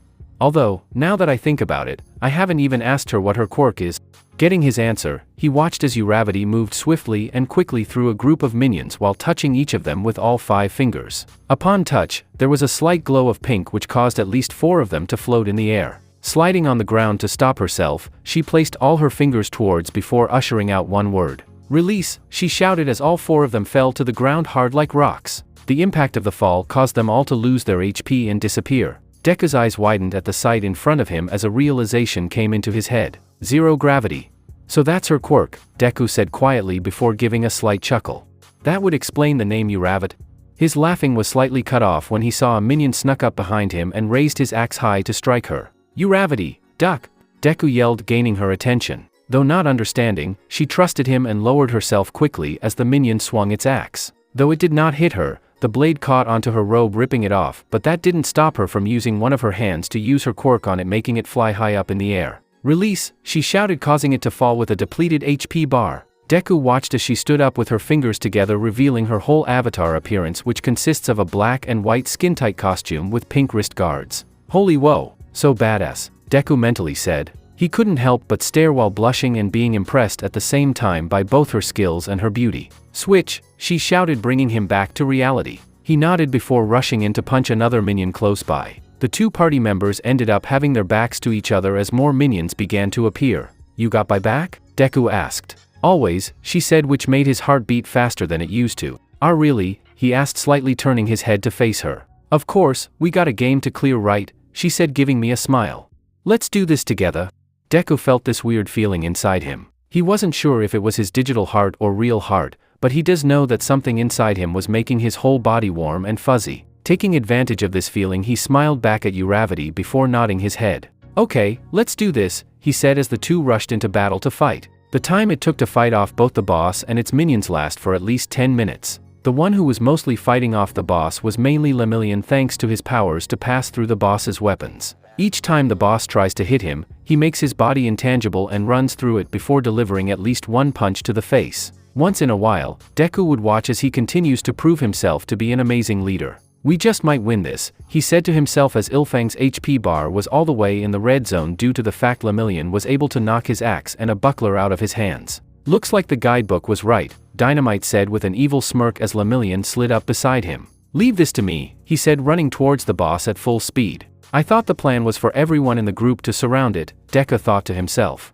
While running, he could have sworn he saw Lemillion give me a little glance and wink. What was that about? As he was about to attack him, Deku noticed something off about the boss. Ilfang reached for something from behind him and pulled out another weapon. Upon realizing what it was, Deku's eyes could not believe what he was seeing. The hell? It's a Odachi. This is nothing like the beta, he mentally said while showing a face of horror. He focused his gaze on Lemillion, who was about to jump in the air to attack him. Lemillion!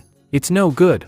"Get out of there," he yelled as loud as he can, which gained the attention of both Uravity and Dynamite. "What the hell is he talking about?" Dynamite said before turning Lemillion. Unfortunately, they were too late because Ilfang swung his sword while releasing a very powerful lightning slash. Not even having time to make himself intangible, Lemillion along with a few others got hit by the attack, causing their whole body to become numb and paralyzed. People who saw the attack like Deku, Uravity, Dynamite, and Red Riot quickly jumped out of the way to avoid the attack. "Lemillion, no!" Red Riot shouted as Lemillion fell to the ground, not being able to move. "Damn it, I can't move nor use my quirk," Lemillion said, struggling to move. Because he was the closest to the boss, Ilfang stretched his sword to his back and struck Lemillion into the air, not being able to fight back. All the players, both paralyzed and not paralyzed, stared in horror as the boss continuously slashed Lemillion's chest mid-air, leaving behind red pixelated slashes. After one final slash, Lemillion was sent flying across the room. Without thinking, Deku came up with a quick plan and looked at Uravity. "Uravity, quick, use your quirk and throw me up," he shouted while holding out his hand. Not knowing what he was thinking, she grabbed his hand, spun him around, and threw him into the air. As he flew, he was able to catch Lemillion in mid-air. Since he still had gravity on him, he was able to lower himself on the floor without taking damage and laid Lemillion on the floor. Once Uravity released her quirk, she ran toward them and kneeled beside him. The two of them stared at his HP bar, which was starting to plummet to the end. "Damn it, what the hell were you thinking?" Deku said to him as he took out a healing juice from his pouch. He tried to put it close to his mouth so he could drink it, but Lemillion pushed his hand away instead. What are you doing? You're gonna die," Uravity asked worriedly. Lemillion instead gave a smile towards her before looking back to Deku, who had the same worried face. "You know, you were a beta tester, too, weren't you?" Lemillion struggled to say as the helmet he was wearing disappeared into pixel dust. Upon hearing that, Deku gasped, realizing what he was trying to do before by going after the boss by himself. "You were after the last attack bonus, the rare item," Deku said, finally piecing it all together. "You're just like me, a beta tester?" "Beta tester?" Uravity asked herself, mentally turning her head to face Deku. "He's a beta tester too?" Her gaze went back to Lemillion, who began to glow blue. "Please, you have to defeat the boss," Lemillion said to Deku as his HP was approaching 0. "For everyone here." "But I don't know if can actually beat it," Deku said. "Not with a quirk like mine."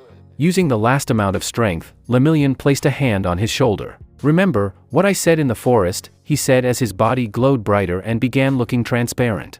"Clench your butt cheeks and yell this from the depth of your heart."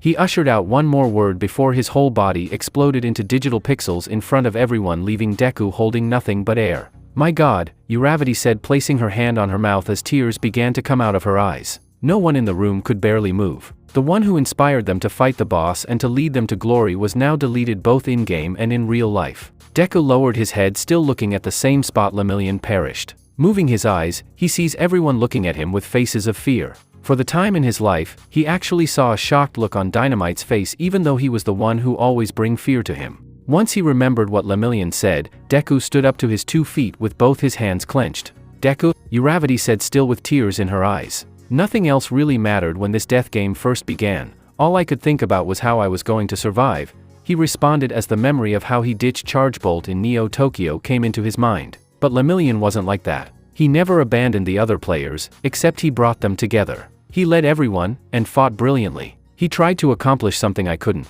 Once he heard the roar of Ilfang, he couldn't help but feel both anger and energy build up in his virtual body. He looked at the monster, which was regenerating about half of its life. "No, I won't let anyone else die," Deku said with a strong voice before ripping his mask off his face, revealing how angry and determined he was. "Deku," Uravity, who was still on the ground, said, looking at him while wiping her eyes until she noticed the anger in his eyes.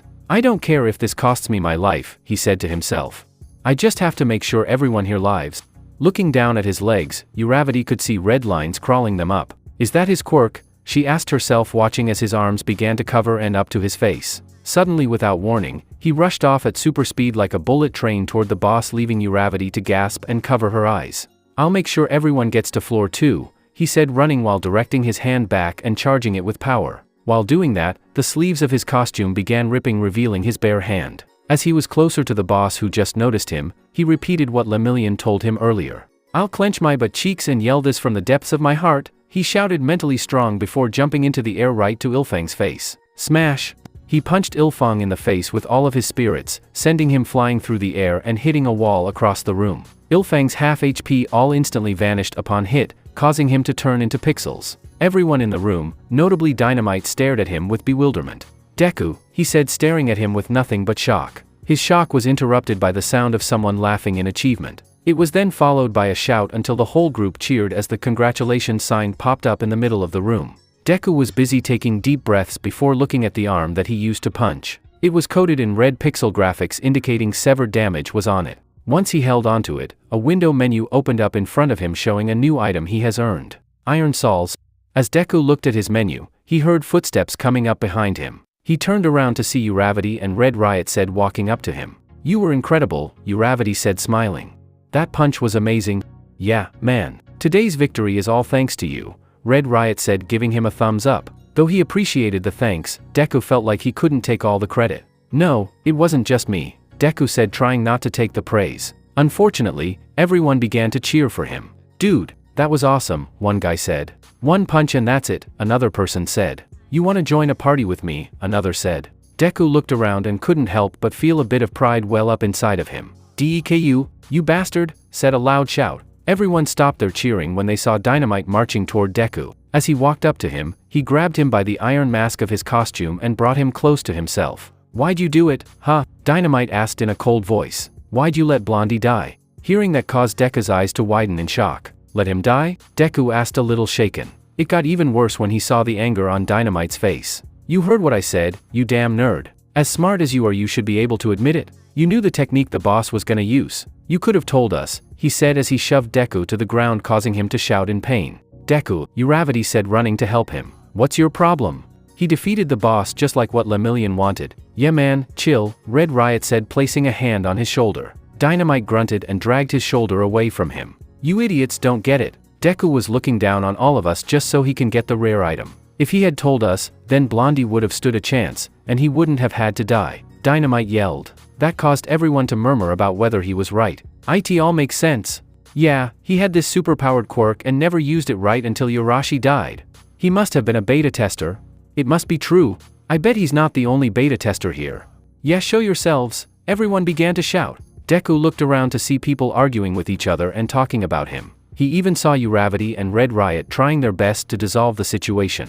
"This isn't good. At this rate," Deku said to himself until he remembered the last words Lemillion said to him. As he remembered, he made a choice that he knows he might regret. "Hey, calm down," Red Riot said, trying to one of the players until they heard a maniacal laugh. Uravity, him, Dynamite, and everyone turned around to see where the source was coming from. All of them were surprised to see it was coming from Deku himself. "So you guys think I used to be a beta tester?" Deku said, standing up. "It's not a good idea to put me in the same class with those noobs." What the hell did you say?" Dynamite said. "He may not show it, but he's actually shocked to hear the person who allows him to bully him talk like that." He was even surprised when Deku turned to look at him with an evilly looking face. "You heard me, Kaken." The majority of the 1,000 applicants who were given a spot in MHO's beta were novices. They were so inexperienced that they had no idea how to level up. "Even you people have improved since then," Deku said, walking past them while keeping his smile. "But for me? I'm not like them since I reached floors that none of the other beta testers did, proving that I'm not like them." "That is true. I fought a ton of bosses on the upper floors, so I was familiar with the monster. I also have a ton of other knowledge, greater than you could imagine. More than any information broker," he said with a face that looks like an actual villain.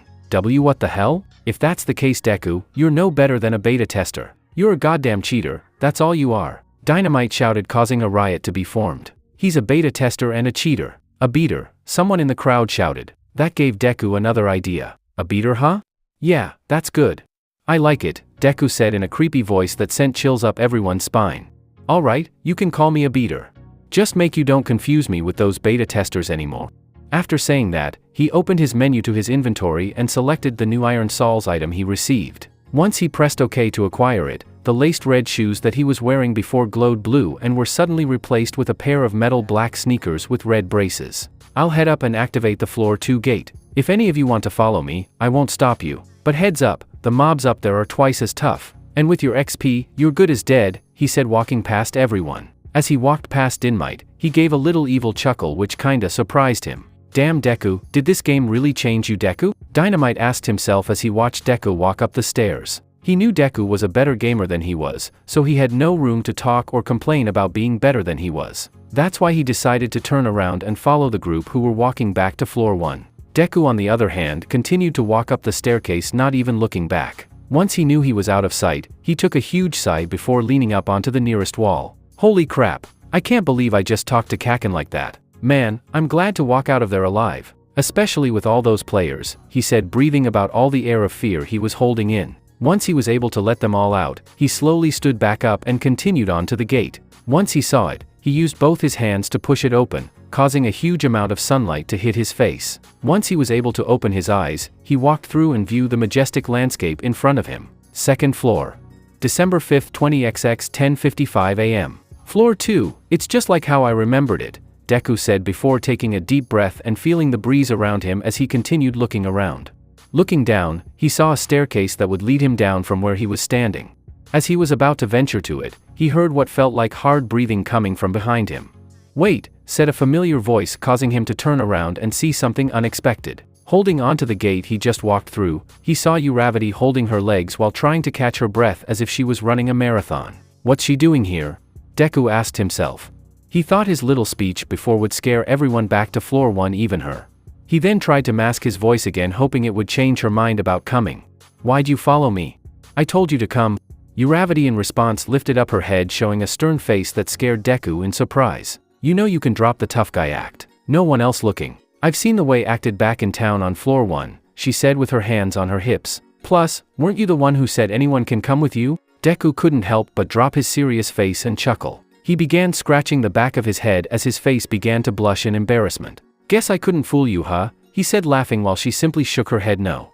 It was really nerve-wracking talking to people like that, especially to Kaken.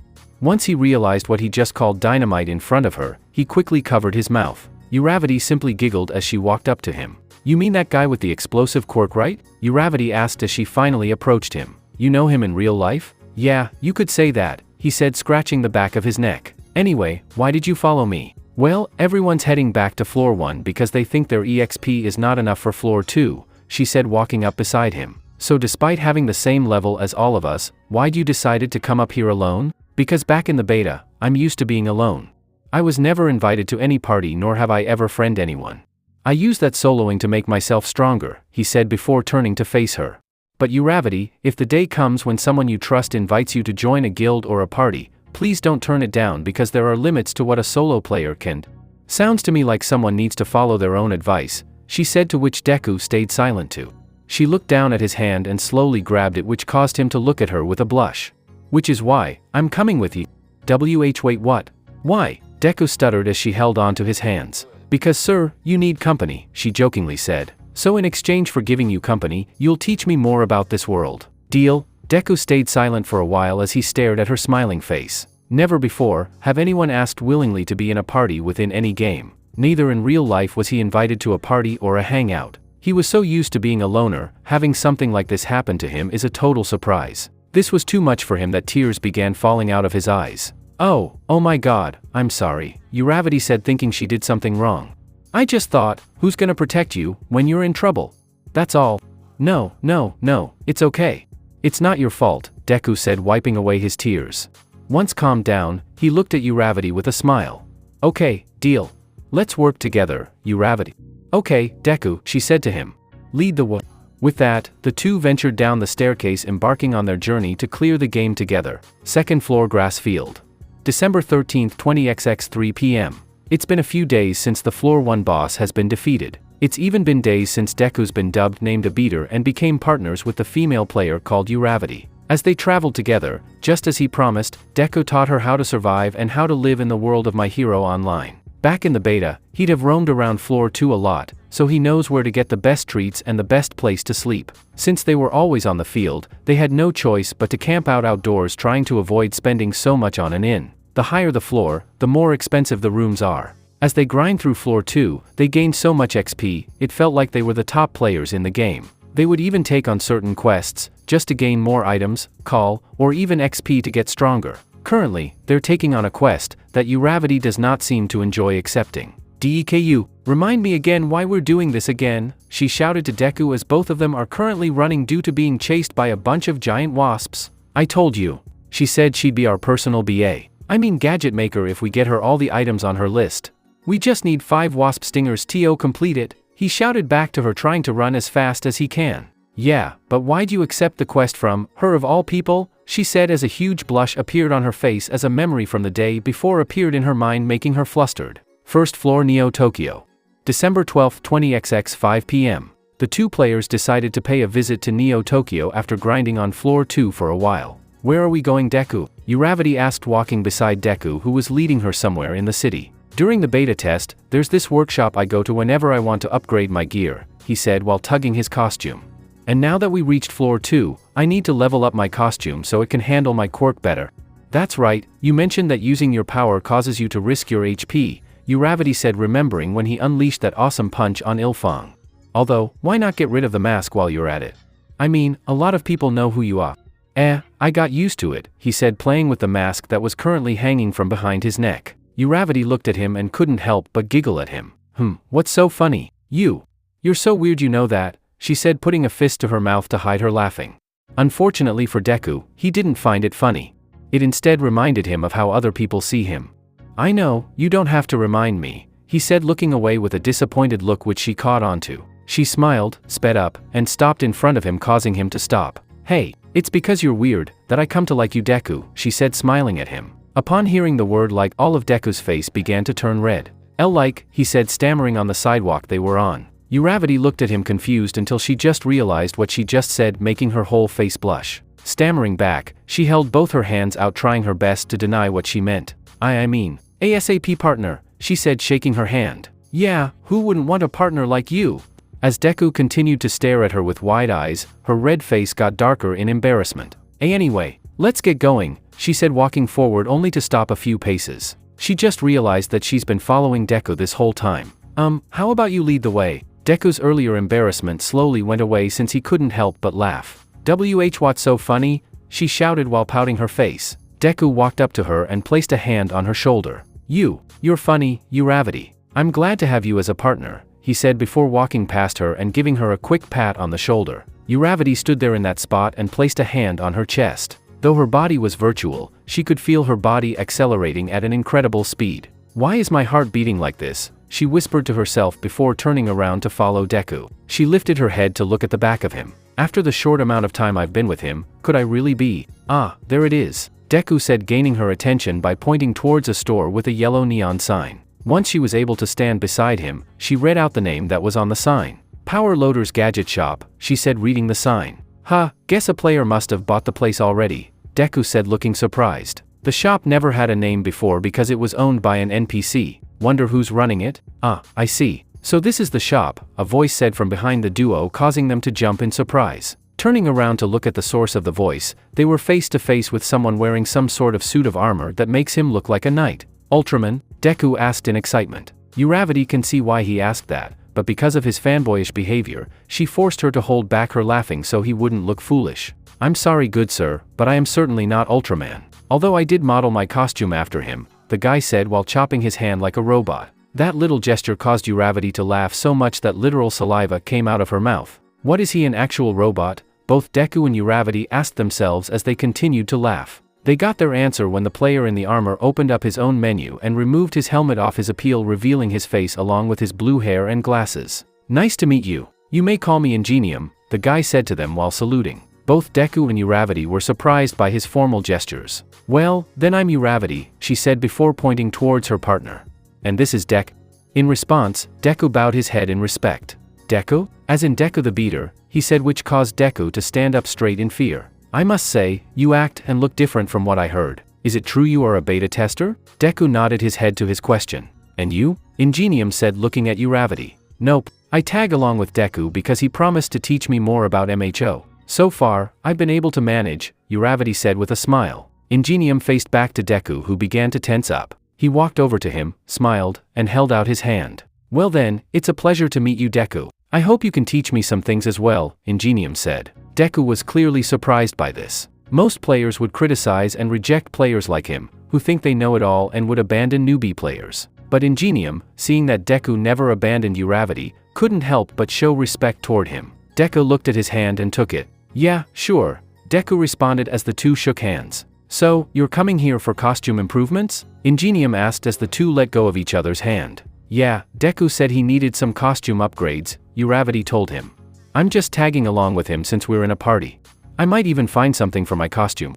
I see, so you two are in a party? Ingenium asked looking at both of them. The two looked at each other before a small blush crawled on their faces. Deku turned around while scratching his cheek. Yeah, I don't mind the company, Deku said walking up to the door. Uravity couldn't help but smile behind his back. He's like a kid when he stutters like that. It's kinda cute, she said to herself until she replayed the thoughts in her head. Wait, cute? I barely even know the guy. Her thoughts were interrupted by Ingenium's humming as if he were thinking hard. What's wrong? She asked him. Sorry, it's just, when I asked for the location of this place, everyone keeps telling watch out for the entrance, he said while looking at Deku who was about to open the door. Watch out? What do you mean watch you? Deku asked before being cut off by a giant explosion that sent him back. Both Uravity and Ingeniums opened their mouths in shock as smoke rose from the shop. Just then, they started to hear a voice from the shop. You know, you really shouldn't just put everything you think of together, the voice of a man said. Suddenly, it was by a weird giggle.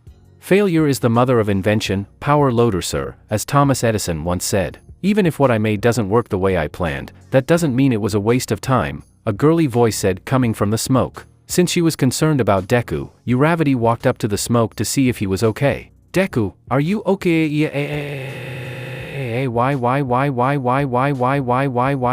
Why? She screamed seeing something unbelievable once she was able to get through the smoke. Some weird pink-haired girl wearing goggles was lying flat on Deku. Hey there, how can I help you? Said the girl who lies on top of Deku. Once Deku was able to recover and opened his eyes, the sight in front of him caused his entire face to turn red. No one couldn't blame him, especially when the first thing he sees is a face full of boobs. Uravity screamed in her mind. Boobs, boobs, big boobs, he screamed in my mind. He's already trying to get used to Uravity being with him considering she already has big ahem. But this was way too much for him. P please, G get off him, Uravity yelled. Once the girl got off him, Deku took deep breaths trying to recover from such an embarrassing moment. Are you okay? Ingenium asked offering him a hand. Yeah, thanks, Deku said taking his hand so he could stand up. Once he was able to get to my feet, a man came walking out wearing some kind of claw on his head. Sorry about that guys. She can be a bit of a wild card when it comes to crafting stuff, the guy in the suit said. Excuse me, but are you by any chance Mr. Powerloader? Ingenium asked. Yup, welcome. Hatsum, go inside and clean up your mess, he said to the girl who he called Hatsum. Yeah, she said in an annoying voice walking inside. Sorry about her. That girl right there is Hatsum. She's basically my apprentice here, Powerloader explained to the three. It's no problem, Deku said still a bit embarrassed by what happened a few seconds ago. So what can I do for you kids? Powerloader asked. My name's Deku. I'd like to upgrade my costume to a stronger material, Deku said while clenching his glove. Here, Ingenium said with one hand up. I'm just walking with him, Uravity said referring to Deku. Suddenly the girl, who basically made the explosion from earlier ran straight from the store up to Deku's face. Wah, she shouted in excitement up to Deku. Whoa, so close? Deku mentally shouted while Uravity simply pouted in anger. I for one would love to upgrade all your costumes, she said looking at both Uravity and Ingenium in excitement before looking back to Deku. Especially for you.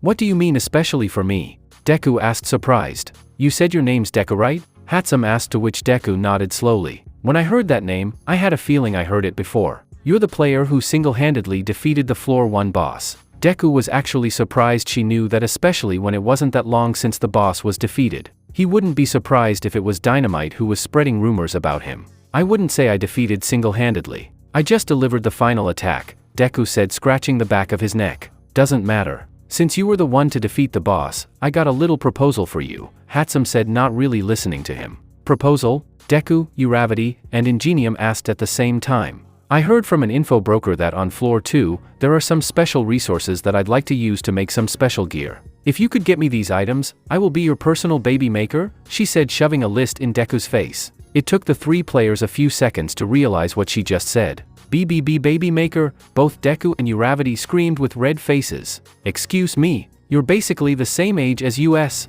I will not allow you to do something so inappropriate. Ingenium shouted chopping his hands freakily like a machine. Calm down guys, she always calls her gadgets babies. So try not to think that she means, Powerloader said allowing the players to figure it out. Thank God, both Deku and Uravity mentally said breathing out in relief. Why were you sighing too, Miss Uravity? Ingenium asked. Once Uravity heard that, her face heated up in embarrassment. And no reason. Just like you said, we're too young for that, she said with her hands crossed. A personal gadget maker? It would be useful to have someone I can go to fix my gear, Deku muttered out loud. So you'll do it? Hatsum shouted in excitement. Before he could answer, Deku felt a pair of arms wrap around his arm. He looked to his side to see Uravity hanging on to his arm with a pouting look on her face. Sorry, but we're not interested. We're just here so Deku can get an upgrade for his costume, she said before looking at her partner. Right, Deku? Uravity, I think it's better I do it, Deku said, causing her to freeze like cement with a tear hanging from her eye. Huh? Why? She asked, surprised and disappointed. Think about it. Having an exclusive gadget maker is a great advantage for a solo player, he said, looking at Hatsum, who was giving him a grinning face. Even if they're a bit crazy and a nutcase. Uravity lowered her head so he couldn't see her face and gritted her teeth before nodding her head. Fine, she whispered as she watched Deku take the list from her hand. Before they could walk out, Deku turned to Ingenium, who just stood in place. Hey, Ingenium? You can come with us if you want, Deku offered. Ingenium simply smiled and shook his head. I appreciate your offer, Deku, but I think I'm going to stay and help Mr. Powerloader clean up this mess, he said, looking around the store and seeing different parts and incomplete gadgets around the place.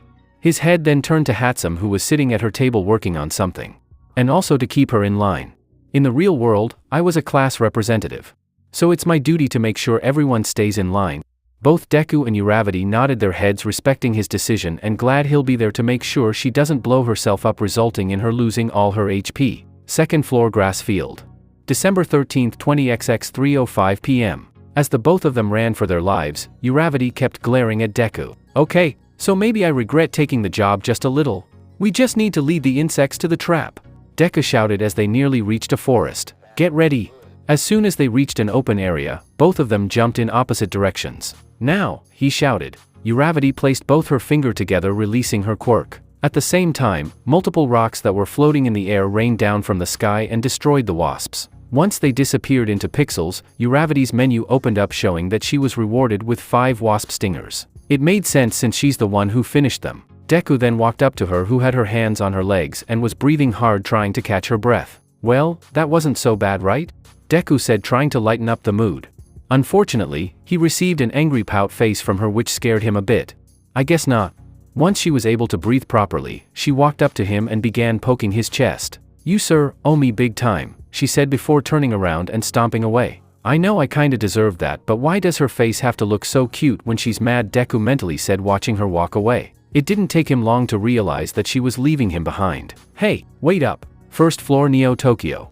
December 13, 20XX 3:30 p.m. The two players took a teleport gate back down to floor 1 to deliver the resources back to Hatuzum. As they walked down the street, Deku was lost in thought, trying to find ways to improve his quirk. Whenever I use one for all, it's kinda like an egg about to explode in a microwave. So in truth, I just need to keep the egg from exploding, since controlling it is like percentages. Yeah, Deku muttered, forgetting that Uravity was right beside him. She just stared at him with a blank expression on her face. I wonder if he does this a lot? Uravity asked herself while giggling as she watched him. Upon seeing the shop in sight, Uravity thinks it's best to snap him out of his muttering. Deku, you're rambling, she said, poking her shoulder. Hey Deku. Deku snapped out of it when he heard her shout. Huh? Oh, we're back, Deku said, walking up to the door to open it while Uravity chuckled behind him. We're back, Deku said, opening the door to see 3 people they did not expect to see standing at the counter, especially Deku. Come on. What's taking those damn upgrades so long? Said an unmistakable loud ash blonde. Calm down, bro. We've only been waiting for 10 minutes, said a strong redhead boy. Yeah man, chill, said a blonde with a lightning streak in his hair. A door leading to the back room opened, revealing Ingenium and Hatsum holding a box of equipment. Okay, your item should be now, she said before seeing Deku and Uravity standing at the door. Oh, you're back. Ah, welcome back, my friends, Ingenium said, putting down his box. The 3 individuals who were standing at the counter turned around to see the solo duo. The first one to speak was the guy with blonde hair and a lightning streak in his hair. Deku? Deku, is that you? The electric blonde said. Charge bolt, Deku said, surprised. You know him, Deku? Uravity whispered to him. Heck yeah, he knows me, girl. He taught me the ropes on the first launch of the game. If it wasn't for him, I wouldn't have made my first super move, he said, making gun fingers. At least the nerd's good for something, Dynamite said, crossing his arms while looking away. Deku wasn't sure if that was a compliment or a diss. I'm guessing Dynamite was the friend you were talking about, Charge Bolt? Deku asked with a blank expression. Yup, we hang out sometimes in the real world after school. We even camped out at the store to get a copy of MHO, Charge Bolt said before looking at both him and Dynamite. What are the odds you guys are friends? I wouldn't say that, both Deku and Dynamite said at the same time, causing a huge silence to form in the room. Anyway, you guys are here to get upgrades? Uravity said, breaking the silence. Yup, we're gearing up for the boss on the second floor, Red Riot said with a toothy smile. The floor 2 boss? Both Deku and Uravity shouted at the same time. Yeah, we heard the news about a party that went exploring a dungeon and found the boss room, Red Riot said, explained before his facial expression fell down. And, Deku said, seeing his face go down. They didn't make it back, Dynamite said, flat out answering his question with his arms folded. Oh, was all Deku said before lowering his head. So we came here to gear up so we can take down that boss, Charge Bolt said, pumped with energy and excitement. Just the 3 of you? Ingenium asked, walking out from behind the counter. Huh, as if, Charge Bolt shouted with a smug look. Yeah, obviously we're gonna round up some people and form a bigger party, right Dynamite? Red Riot said, looking at the blonde who had his eyes closed the entire time. Huh? When did I ever say we were gonna recruit some more extras? Dynamite said, putting on his grenade gauntlets. The room was then filled with complete silence as everyone except Dynamite and Hatsum had shocked looks on their faces. Waha away it. Charge Bolt ran straight to him and grabbed the front part of his costume. Dude, were you about to lead us into a suicide fight? Charge Bolt screamed with tears in his eyes. Shove off, Pikachu. I don't need a party to beat this game. I only agreed to carry you 2 idiots because you wouldn't stop following. Dynamite shouted. Bro, as much as I admire your gutsiness, I agree with Charge Bolt on this one. If we're gonna beat this boss, we need at least a party of 6 or 9 people, Red Riot said. And where are we gonna get more party members, huh? Cause I plan on taking on the boss no later than tomorrow, Dynamite argued back. As the 3 argued, Deku walked up to them, which was unexpected to Dynamite. I'll come, Deku said with a determined face. The hell Deku? Never in a million years, whether in the real or virtual world, I would ever need your help. Dynamite shouted as he grabbed the mask part of Deku's mask and yelled at him. Suddenly Uravity, who was right behind him, walked up and stood between them by pushing Dynamite away. Excuse me, but you were there when Deku was called a beater. Which means he knows a lot more about this game than you and knows the boss's attack patterns, Uravity said with her hands on her hips. So I think it would be wise to take us with you. Deku nodded his head before realizing what Uravity just said. Wait, us? Deku asked. Of course us. We're a team, remember? Uravity said, playfully punching his arm. Deku scratched his head, not knowing what to say to her. Once Deku saw Ingenium walking up to them, he sighed in relief, thinking Ingenium will talk some sense to Uravity. Unfortunately, he was wrong. Well then, I shall accompany you too. It would be very cowardly to leave you all to face the boss on your own. I shall lead you all to victory, Ingenium said while saluting. Ah, a little blunt there, Ingenium, Uravity said while snickering because of how strict he was acting. See bro, now we have a chance to beat the boss, Red Riot said, putting a hand on Dynamite's shoulder. Yes, I'm gonna live to meet cute hotties. Charge Bolt shouted, forgetting that Uravity was in the room, who chuckled nervously. Dynamite crossed his arm before grunting in annoyance. Fine, just don't get in my way, you damn nerd, Dynamite said. And 4 Eyes, I'm the leader, he. Everyone nodded their heads and agreed that they'll take down the boss tomorrow. Okay, y'all, your upgrades are ready. And Deku, a deal's a deal. Come back to the shop if you ever require any changes, Hatsum said as she opened up her menu and transferred an item to Deku's storage. Once Deku opened up his menu, he saw the item Hatsum sent him. As he pressed the equip button, everyone watched how his costume changed into an upgraded version. Dang, looking sharp dude, Charge Bolt said, looking at his new suit. I agree. It suits you very well, Ingenium said, nodding his head. Yeah, but are you want to keep the mask? Uravity asked, noticing it was still hanging on the back of his costume. Yup. As I said, it really grew on me, Deku said until he remembered something. Oh yeah, I almost forgot.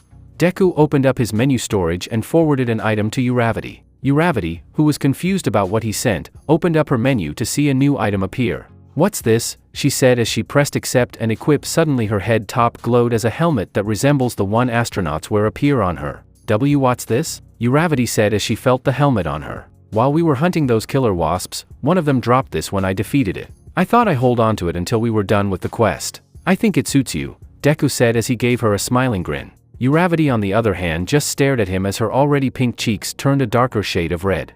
Thank you, she said, holding her cheeks and trying to hide her blushing cheeks. While Deku looked at her with a confused face, everyone who was in the room snickered. So you actually got a girl to like you. "Huh, Deku," Dynamite mentally said in his head as he remembered all the times Deku tried asking out a girl at school out, but they would either laugh at him or reject him on the spot. "Well, if we're gonna beat the boss, then we're gonna need to form a strategy," Ingenium said. "Okay, but where are we gonna discuss it?" "I'd rather do it somewhere other than here," Chargebolt said, indicating to the workshop they were still standing in. "Even though I feel insulted that you spoke about my shop like that, I agree. You kids should discuss this somewhere else," Power Loader said from the counter. Everyone then turned their heads to Deku, waiting for him to speak. "What?" Deku asked, confused about why everyone was staring at him. "You're the beater here, nerd. Know anywhere we can go?" Dynamite asked, feeling a bit irritated at how dense Deku is. Deku placed his hand under his chin and began to think. "Back during the beta test, I did rent a room at a motel not far from here when I need a respawning spot." "A motel?" Uravity asked with wide eyes. "Yup, each room has at least one bed and all the milk you can eat breakfast," he said, sparking interest in all the people in the room, especially Uravity. "Man, just thinking about it makes me remember how relaxing it is. The beds were ginormous, the view's amazing, it even has an outdoor bath with hot water running through," he said before being grabbed by the front by Uravity, who stared at him with eyes of desire which surprised everyone. "What did you just say?" Uravity said in a strong voice which scared Deku. "The bed's ginormous?" Deku asked. "No, after that," Uravity said quickly. "The view's amazing?" Deku asked, a bit more terrified. "After that," she shouted, which scared everyone except Dynamite, who was just surprised. "It has an outdoor bath," Deku stuttered out. "You mean to tell me all those times we stuck together, you knew somewhere I could soak my skin and relax?" Uravity shouted. You never asked," Deku said, trying to form an excuse. Instead, he felt the grip on his costume get tighter. "Take me there now," Uravity demanded as she dragged Deku out of the store. "I guess we should follow them," Chargebolt said. "Yeah, he had me at all-you-can-eat breakfast," Red Riot said. "I hope the bed he described is comfortable. Ever since he and Uravity left to go on Hatsum's quest, I've been sleeping on a futon in the storage room," Ingenium said, rubbing the back of his back. "Well, I don't mind you staying here a bit longer. I still got a lot of babies you can test out," Hatsum said, suddenly popping up behind Ingenium, internally freaking him out. "Deku, Mrs. Uravity, wait for me," Ingenium shouted, running out of the store. "Wait, babies? Yo, Rocketman, what the hell did you do?" Chargebolt shouted, running out of the store. "Idiots," Dynamite whispered, walking out of the store with Red Riot beside him. First floor. December 12, 20XX 6 p.m. All 5 players were currently following Deku to the so-called motel he was talking about. Red Riot still found it surprising how he and Dynamite knew each other in the real world. It really makes him miss his friends and family in the real world. "Okay, here we are," Deku said, causing everyone to stop walking. They looked up and observed the building. This place isn't so bad," Red Riot said, looking at the place. "Indeed, this looks like a good place to discuss plans," Ingenium said, straightening his glasses. "Then what the hell are we waiting around for?" Dynamite said, walking up to the door with an open sign. As they all walked in, they approached the front desk only to see no one there. In the beta test, there was always an NPC at the front desk," Deku said, looking left and right. "What does that mean, Deku?" Uravity asked him. "Meaning a player must have taken the NPC's duty," Deku answered. "Then where the hell are they?" Dynamite shouted as he began ringing the front bell with so much force. "Yo! Your door said you're open, so come out." "Dude, stop, you're gonna get us kicked, you," Red Riot said, trying to stop him until he heard someone shout.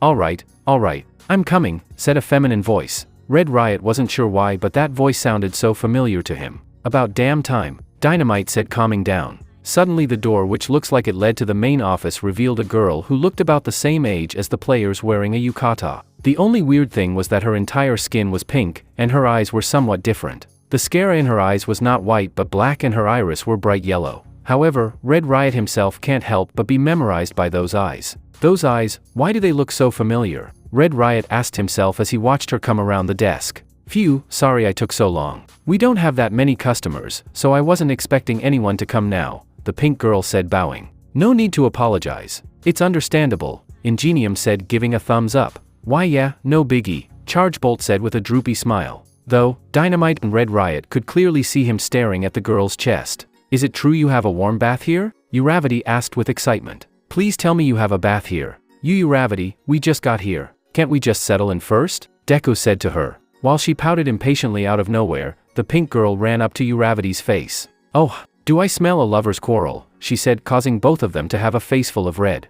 "We're not lovers," both of them shouted in embarrassment. "Oh really? 'Cause my shipping sense is never wrong," she told them. Those exact words sent a giant jolt to Red Riot's heart. A certain memory began to form in his head, due to the fact that he knows he heard those exact same words before. Not in MHO, but in the real world. No way, I know those words, he said with wide eyes. He heard it a few months ago, back in the real world, in his junior high school, when he was not Red Riot, but Ijiro Kirishima. Musutafu Private Middle School.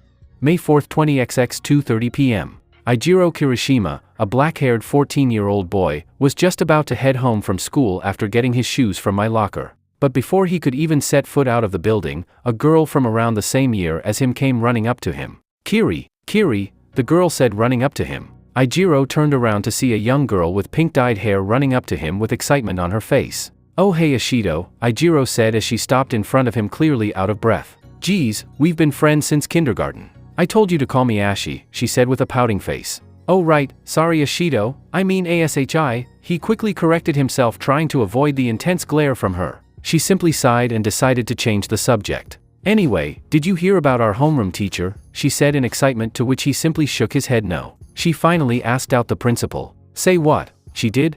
Ijiro asked in surprise, knowing full well what that meant. "Yup, so pay up," she said with an evil grin. Ijiro sighed in defeat and took a yen bill from his pocket and handed it to her. "Ashi, this is the 5th time you ship someone and they actually got together. Are you psychic or something?" Ijiro asked curiously. He. "Nope," she answered. She then turned around so he couldn't see her face. "When I look at people and how they connect with each other, whether it's romantic or not, my shipping sense is never wrong," she says, looking out the window. Ijiro couldn't help but stare at her from behind as the sunsetting sun glistened in her pink-dyed hair. As he felt his cheeks grow hot, he stuttered out a question. "Hey, I heard the new NerveGear is released in stores," he said, scratching his cheek. "I was just about to go and grab one." "No way, what a coincidence," she said, turning to face him. "I was about to head out and get one. Do you, maybe want to, go together?" Ijiro asked while looking away slightly for a bit. The area they were in was silent for a while. Being very curious, he slightly looked back at her, only to find her face very close to him with a malicious smirk. "WHWH what? Kiri? Are you asking me, Mina Ishido, the shipping queen, on a date?" she asked, causing Ijiro to stumble back. "And no. I was just asking if you wanted to hang out, that's all," he said, looking away in embarrassment. "Maybe, I don't know, grab some ice cream." Mina simply closed her eyes and walked past him. She then turned around to face him. "Okay, then let's go," she said before giving off seductive eyes. "But I gotta warn you, as the shipping queen, I'm a hard girl to get, so you better treat me right." As she walked off out of the school, Ijiro stood there frozen in the spot as he watched her walk off. "Whoa," he said, finally being able to move, and followed her. First floor.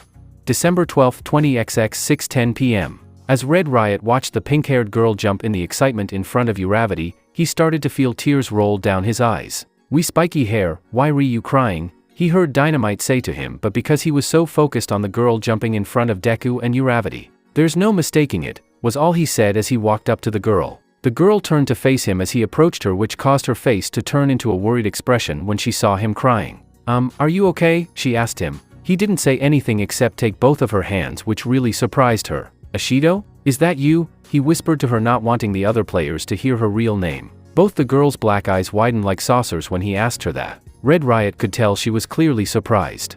"How do you know that name? Who are you?" she whispered back in a shaky tone. All he did was smile and wipe my tears. "Weren't you the one who told me my shipping senses were never wrong when our homeroom teacher and our school's principal started dating each other?" he whispered while giving her a toothed grin smile. "You remember, right, Ashi?" The girl looked down, trying to process what he said before looking up at his face with a face full of shock. Just observing her face to see tears begin to build in those black eyes of hers was proof that she figured out who she was talking to. "Kiri? Kirishima?" she whispered as she cupped her mouth. "I actually go by Red Riot in this world, but yeah," he answered while nodding. What he didn't expect was to be shoved into the ground by a strong, unexpected force. He opened his eyes to see the pink-skinned girl, who turned out to really be his classmate, lying on top of him with tears in her eyes. "I can't believe it. It's really you," she said to him while hugging him tightly as she cried in his chest. Red Riot couldn't help but hug her back. "Ahem," a voice said, interrupting their reunion. The two of them looked around to find everyone smirking or making shocking looks at them. It only took them 5 seconds to realize they were hugging each other on the ground, with her on top of him. Red Riot's cheeks heated up, and despite being pink, he could see a blush forming on the cheek of his classmate. They rapidly moved apart from one another and stood up. "So, I'm guessing you two know each other?" Chargebolt asked with a clear smirk on his face. "Why yeah. You guys can call me Pinky, she said, introducing herself as she desperately tried to brush off her yukata. Me and Red Riot know each other in real life. We went to the same junior. One by one, everyone introduced themselves to Pinky, besides Dynamite, who just grunted. Eventually, he got his name from Deku. She had a feeling, besides Dynamite, that she was gonna get along with them. Pinky, was it? Deku said, gaining her attention. We have a big quest tomorrow, so do you have any rooms for us? Of course. Just let me see what rooms are open, she said to him as she went to the front and looked for the keys. You're in luck, guys, I've got enough open rooms for all of you. Thank you very much. How much do we? Ingenium asked as he opened up his menu ready to transfer money. Oh please, it's on the house, Pinky said to him, which caught him by surprise. Are you sure? Ingenium asked with his menu still open. Yup, a friend of Red is a friend of mine, she said to him. Wait, Red Riot asked himself with a blush. We really appreciate it, Deku said, bowing in respect with Dynamite slapping his face in annoyance. Man, this guy's way too polite, Pinky said to herself while laughing nervously. After she gave the keys to everyone so they can have their own individual room, Pinky showed Uravity where the baths are, especially since she needed a soak too. The two of them went into a private changing room to get rid of our clothing and get on towels. Both opening their menus, Uravity removes her suit while Pinky removed her yukata, leaving them in their undergarments. Hey, I know Red Riot won't do it, but the others won't try to peek, right? Pinky said, hovering her finger over the bottom. That'll remove her undergarments would leave her naked. Uravity simply laughed. Nah, after the time I've been with Deku, I doubt he's that kind of guy. Although, the only one we should be worried about is Charge Bolt, she responded. But, I think your friend will keep him back. After hearing that, the two removed their undergarments, leaving them exposed. Pinky opened the door to the back, leading to the hot spring. Upon seeing it, Uravity gasped in excitement. Finally, she shouted as she ran towards the water and jumped in, causing a huge splash of water to erupt. Pinky couldn't help but laugh at her before following her lead and jumping in too. Once they both resurfaced, they sat down at the side enjoying the hot bath. I can finally die without any regrets, Uravity said, relaxing herself. First time going into a hot spring in the game? Pinky asked while sitting beside her. Actually, this is the first time I've been to any hot spring, whether real or virtual. And you can blame Deku for that, she said with a pouting face. We've been partners for some time now and he hasn't once mentioned a place where I can relax after all the grinding we've been doing. Pinky couldn't help but giggle at her childish behavior. Part of her just wants to tease her a bit more. Do you like him? That Deku guy, I mean, I asked her. You guys do look close after all. Upon hearing that, Uravity's entire face began to turn red upon the thought of dating a guy she hardly knows. It's not like that. I mean, sure, he's can be sometimes irritating and reckless, but he's nice, smart, honest, and kinda cute, she said, looking down into the water and using both her hands to scoop some of it up. What I mean is, I trust Deku. I'm willing to follow him to the end of this game. Pinky looked at her as she stared at the water with a warm smile. She simply smiled at her. What about you? Uravity said, gaining her attention. What do you mean? Pinky asked, confused. I mean, you said you and Red Riot went to the same junior high. Aren't you and him close too? Uravity asked, surprised to see her pink cheeks grow into a darker shade of red. A memory of when the two of them went to the store to buy the NerveGear flew into her mind. Well, I mean, it's not like I don't like him, she stuttered while twiddling my thumbs underwater. It's just, he has such a kind heart and is willing to do anything for his friends. When I first got into junior high, my parents signed me up for the gymnastics club when they saw I got a talent for dancing. On the day of tryouts, I messed up and fell on my butt trying to do a flip. When the other girls laughed at me, I went and hid in the storage room so they wouldn't see me crying. That's terrible, Uravity said, placing a hand on her chin. Pinky smiled and wiped a tear that was coming from her eyes. But then, he found me later that day. He was willing to skip classes just to sit next to me until I stopped crying, she said, smiling at the memory. He even told me it would be unmanly for me if I left my friend to cry. You're very lucky to have someone like Red Riot, Uravity said to her, causing her to blush. And you're lucky to have someone like Deku being with you despite not knowing about him, Pinky said back to her. The two ended up laughing, realizing they both looked ridiculous with blushing faces. So are you two done? A voice said, causing the both of them to be startled. At first, they thought it was Charge Bolt actually peeping on them, but instead, they saw a head with green hair and big eyes emerge from the water like a sea creature. Uravity still looked freaked out, but Pinky looked calm. Froppy, you nearly gave us a heart attack, Pinky said while holding her chest, breathing in and out. Sorry, but I've already been here when you guys came in, the green-haired figure said as it slowly raised its head from out of the water. Once Uravity was able to get a better view, she noticed the figure was actually a girl who, weirdly to her, has a frog-like face. Nervously, she pushed her voice out of her mouth. Hi. My name's Uravity, she said, introducing herself. Slowly treading through the water, the frog-like girl swam close to the zero-gravity player. Nice to meet you, Uravity. My name's Froppy, she said before sitting beside her. It's great to meet another female player.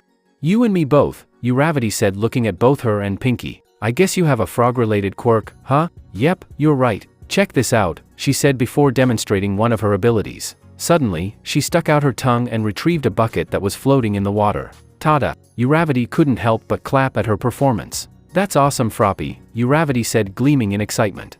Froppy couldn't help but blush as she placed down the bucket in the water.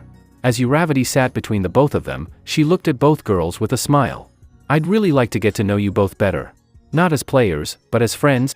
Here, sister, Pinky said, pumping her hand in the air with Froppy nodding her head. As the three of them sat back to relax, Pinky had a question she had been wanting to ask. By the way, Uravity, what's this important quest you guys were talking about earlier? Oh, we're planning on taking on the Floor 2 boss, Uravity said with a smile due to the fact she was busy enjoying the spring. Unfortunately, her enjoyment was interrupted when Pinky stood up straight out of the water, revealing her pink naked body with a horrified look on her face. What did you just say? She screamed. The boys decided to gather in Deku's room to talk about attack strategies and plans while the girls had their baths after changing into their pajamas. Okay, nerd, what do you know about the boss? Dynamite said, leaning up on a wall in a black shirt and black sweatpants. Well, back in the beta, the boss was called Asterius the Taurus King, Deku explained while wearing some green shorts and white shirt. Whoa, badass name, Chargebolt said in a white shirt and black sweatpants. Yeah, except, he has 6 HP bars and is supported by 2 mid-bosses, Baron the General Taurus and Nato the Colonel Taurus, who both have 3 HP bars.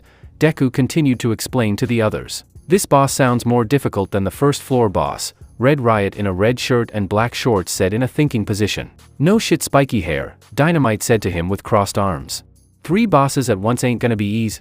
So, do you have any idea about the boss's attack patterns, Deku? Ingenium asked while straightening his glasses. Well, based on what I heard, the bosses come in order. First, it's Nato, then Baron, and then finally Asterius, Deku said while remembering when he fought the bosses in the beta. We may have to divide and conquer. 2 takes on Nato and 2 takes on Baron, Ingenium said before being finished Red Riot. While the other 2 take on Asterius to deliver the final blow, he said, finishing him off. Pfft, the only person delivering the final blow is me, Dynamite said, pointing at himself with a smug. Dude, I think you should have at least Deku to support you, Chargebolt said, looking at the green-haired player. I mean, with your explosions and his super strength, defeating the boss shouldn't take more than 10 minutes. Though he wanted to argue, he knew that he had a point. Grr, fine. But only because I want to get rid of the boss as quickly as possible, Dynamite said, slumping. Plus, I get dibs on the rare item.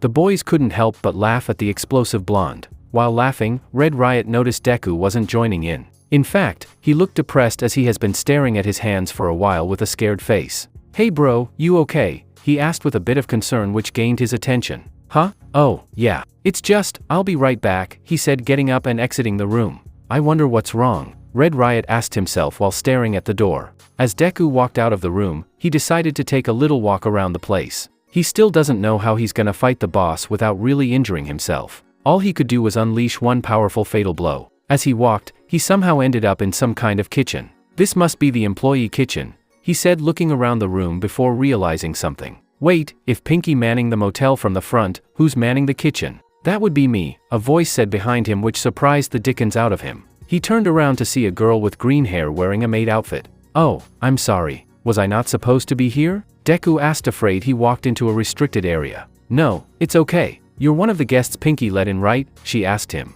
Oh yes. My name is Deku, he said, holding out a hand nervously. My name's Froppy, she said, shaking it. Suddenly the sound of a growl erupted in the room. Knowing where it came from, Deku held his stomach and blushed in embarrassment. Sounds like you're hungry. We have some frozen taiyaki if you want? Thanks. I appreciate it, Deku said as he sat down and watched as she went to the fridge and took out a big plate of them. She then placed it in the microwave and set it on a timer for 1 minute by swiping her fingers on the microwave menu. As the microwave went on, there was silence in the room. Wanting to break it, Deku decided to make conversation. So Froppy, do you have some kind of frog-like quirk? He asked. How can you tell? She asked, surprised that someone else was able to tell so easily. No offense, but you do have a face of a frog, Deku responded while chuckling slightly.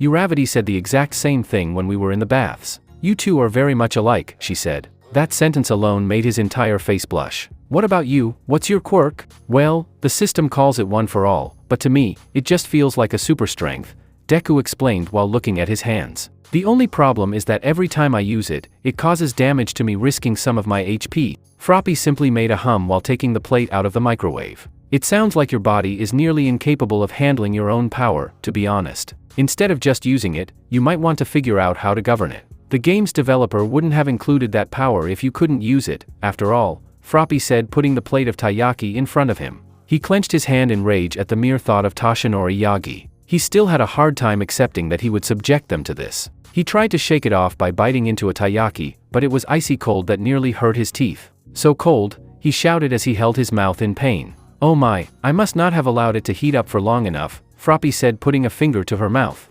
Perhaps I should have left it on rather than just limited it. Heat will pass through it, that will.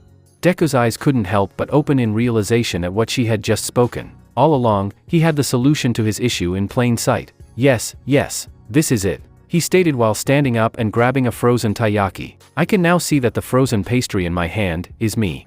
You okay? Do you get brain freeze? Froppy questioned him while seeming concerned. He took 3 seconds to comprehend the absurdity of what he had just stated. Oh, I'm not talking about a desert literally. The only time I've summoned one for all thus far has been when I've really needed it and in the locations where I've needed it, he said. He stood in a power-up position and told her, it's like flicking on some type of switch, but if I do that, my reaction time gets slower and slower with every motion. This means that instead of turning off the switch, I should leave it on all the time and see the energy that was once concentrated in one area spreading throughout my entire body. Red lines started to creep up his body as he uttered that, reaching his face. Once it arrived, his body started to emit flashes of bright green lightning. This is it. This is my quirk. My HP bar's not even going down, he said while looking at his HP bar. He looked at Froppy, who stared at him in amazement. Whoa, amazing, she said, looking at me. How do you feel? I feel like I can only handle 8% of it for now. Maybe it's cause I'm only level 5, I said. NB.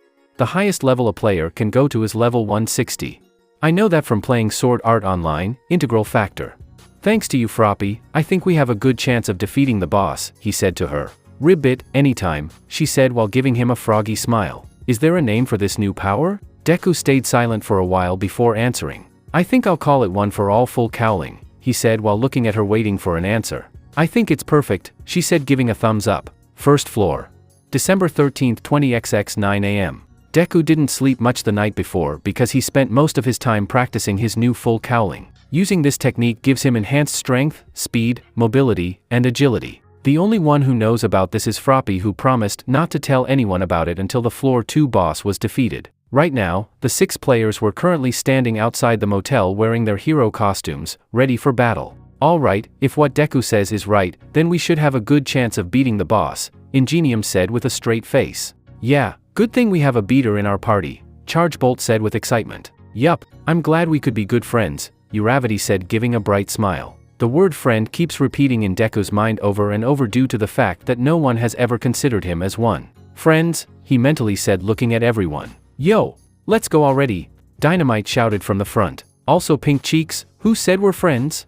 One by one, they began to follow him due to the fact that he has the map data. But before they could proceed any further, they heard a shout come from behind them. Hey, wait for us, said a familiar voice. All of them turned around to see something quite surprising and unexpected. Both Pinky and Froppy came out of the motel wearing what looked like their own hero costumes. Froppy, both Uravity and Deku shouted in surprise. Ash, Pinky, what are you doing here? And W, what are you wearing? Red Riot asked while observing what she was wearing. Deku could have sworn he saw him blushing. He can't blame him, since he would have that same reaction every time Uravity come close to him while wearing her skin-tight suit. It's my hero costume, silly. As for what we're doing here, we're joining your party to take on the boss, she said with a grin. Ribbit, Froppy said, holding up a thumb. They all stayed silent for a while, trying to process what they said. What? Literally all 6 players shouted. Pinky! This isn't a game, you know. This is life or death. If you die? Red Riot said before pausing a bit to clench his teeth. I wouldn't know what I'd do with my cell. To everyone's surprise, Pinky marched up to Red Riot in an aggressive way. And what about me, huh?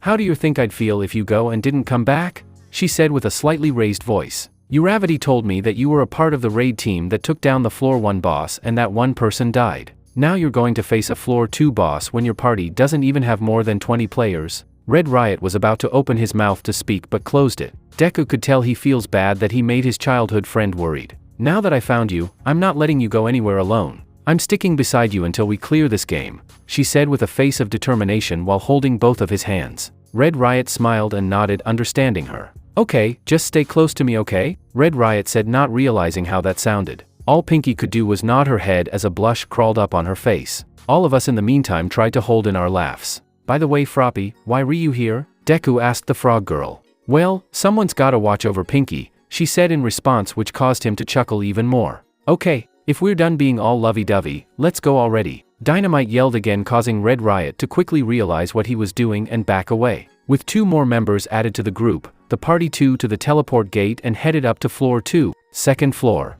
December 13, 20XX 9:30 AM. The party was led by Dynamite to the boss room after using the teleport gate to go to floor 2. Everyone made the decision to get to know one another and their individual eccentricities as they made their way through the forest toward the boss room so they could create an effective attack strategy. So, just to be clear, your quirk really is a frog? Charge Bolt asked Froppy, who was following beside him. Yup, I used to be a cheerleader in the real world after all, she said as she knelt on the ground, jumped into the air, spat her tongue toward the nearest limb, and swung from one branch to another. Due to his passion for comic book superheroes, Deku was unable to help but be fascinated. Deku said quietly so that no one could hear him, so cool. Unluckily, Uravity, who was following him, overheard what he said and pouted angrily. I can leap as high as that too, you know, she whispered facing the other way. Huh, what was that, Uravity? Asked Deku. Huh? And nothing. I didn't say anything, she remarked as the blushing spots on her face darkened. In any case, Pinky, you kept your quirk from the boys? Oh, yeah. What's your quirk, Pinky? Red Riot said, looking at his friend. Pinky in response chuckled mischievously as if she was about to release a secret weapon. Heh, my quirk is called acid. I'm able to draw corrosive liquid from my body, she remarked as she approached a tree and put both of her palms on it. Everyone, including Dynamite, gazed in awe as the tree burned up and slowly began to disintegrate from where her palm was. Deku and Uravity both exclaimed, so cool, impressive, Ingenium remarked while adjusting his glasses. Stepping back a short distance, Charge Bolt exclaimed, damn, that's dangerous, not bad. You got one heck of a friend, huh, spiky hair? Looking at Red Riot, Dynamite remarked while grinning wickedly. Unfortunately, he was preoccupied with staring at her with sparkling eyes and a flushed face and didn't hear him. So Red, what do you think of my quirk? Pinky questioned, revealing more of her eccentricity. So hot, he simply said, forcing Pinky to freeze still and stare at him with eyes of shock. When all the others heard what he said, they all became silent. What did you just say? She questioned as her pink cheeks began to become red. Red Riot, who had only just realized what he had said, woke up from his daydream and started to think of an excuse. I mean the quirk. Yeah, your quirk is very hot. That tree was severely scorched. Wow, quite manly, I must say, he said in a hurry while laughing it off. While the others merely stood there and stared nervously, Charge Bolt and Dynamite shook their heads in dismay and disappointment. Oh, okay, Pinky said as she slightly looked away, a little disappointed before saying something to herself mentally. Was it just my imagination? I could have sworn he just said I was hot. Their awkward conversation caused the entire party to stay silent for a few seconds. Ahem, why don't we talk about our strategy? Ingenium stated in an effort to distract everyone from their awkward situation. There are 3 bosses, as we all know. I suggest that one team compete against NATO, and the other against Baron. And for the major boss, we all fight together, Deku said, clenching his gloved fist. But who will be on each team? Asked Charge Bolt, scratching his head in confusion. And who will be in charge? Froppy questioned with a finger to her mouth. All of them stayed silent before Red Riot spoke. Well, Charge Bolt and I were already paired up with Dynamite before, he said. So that makes us a team.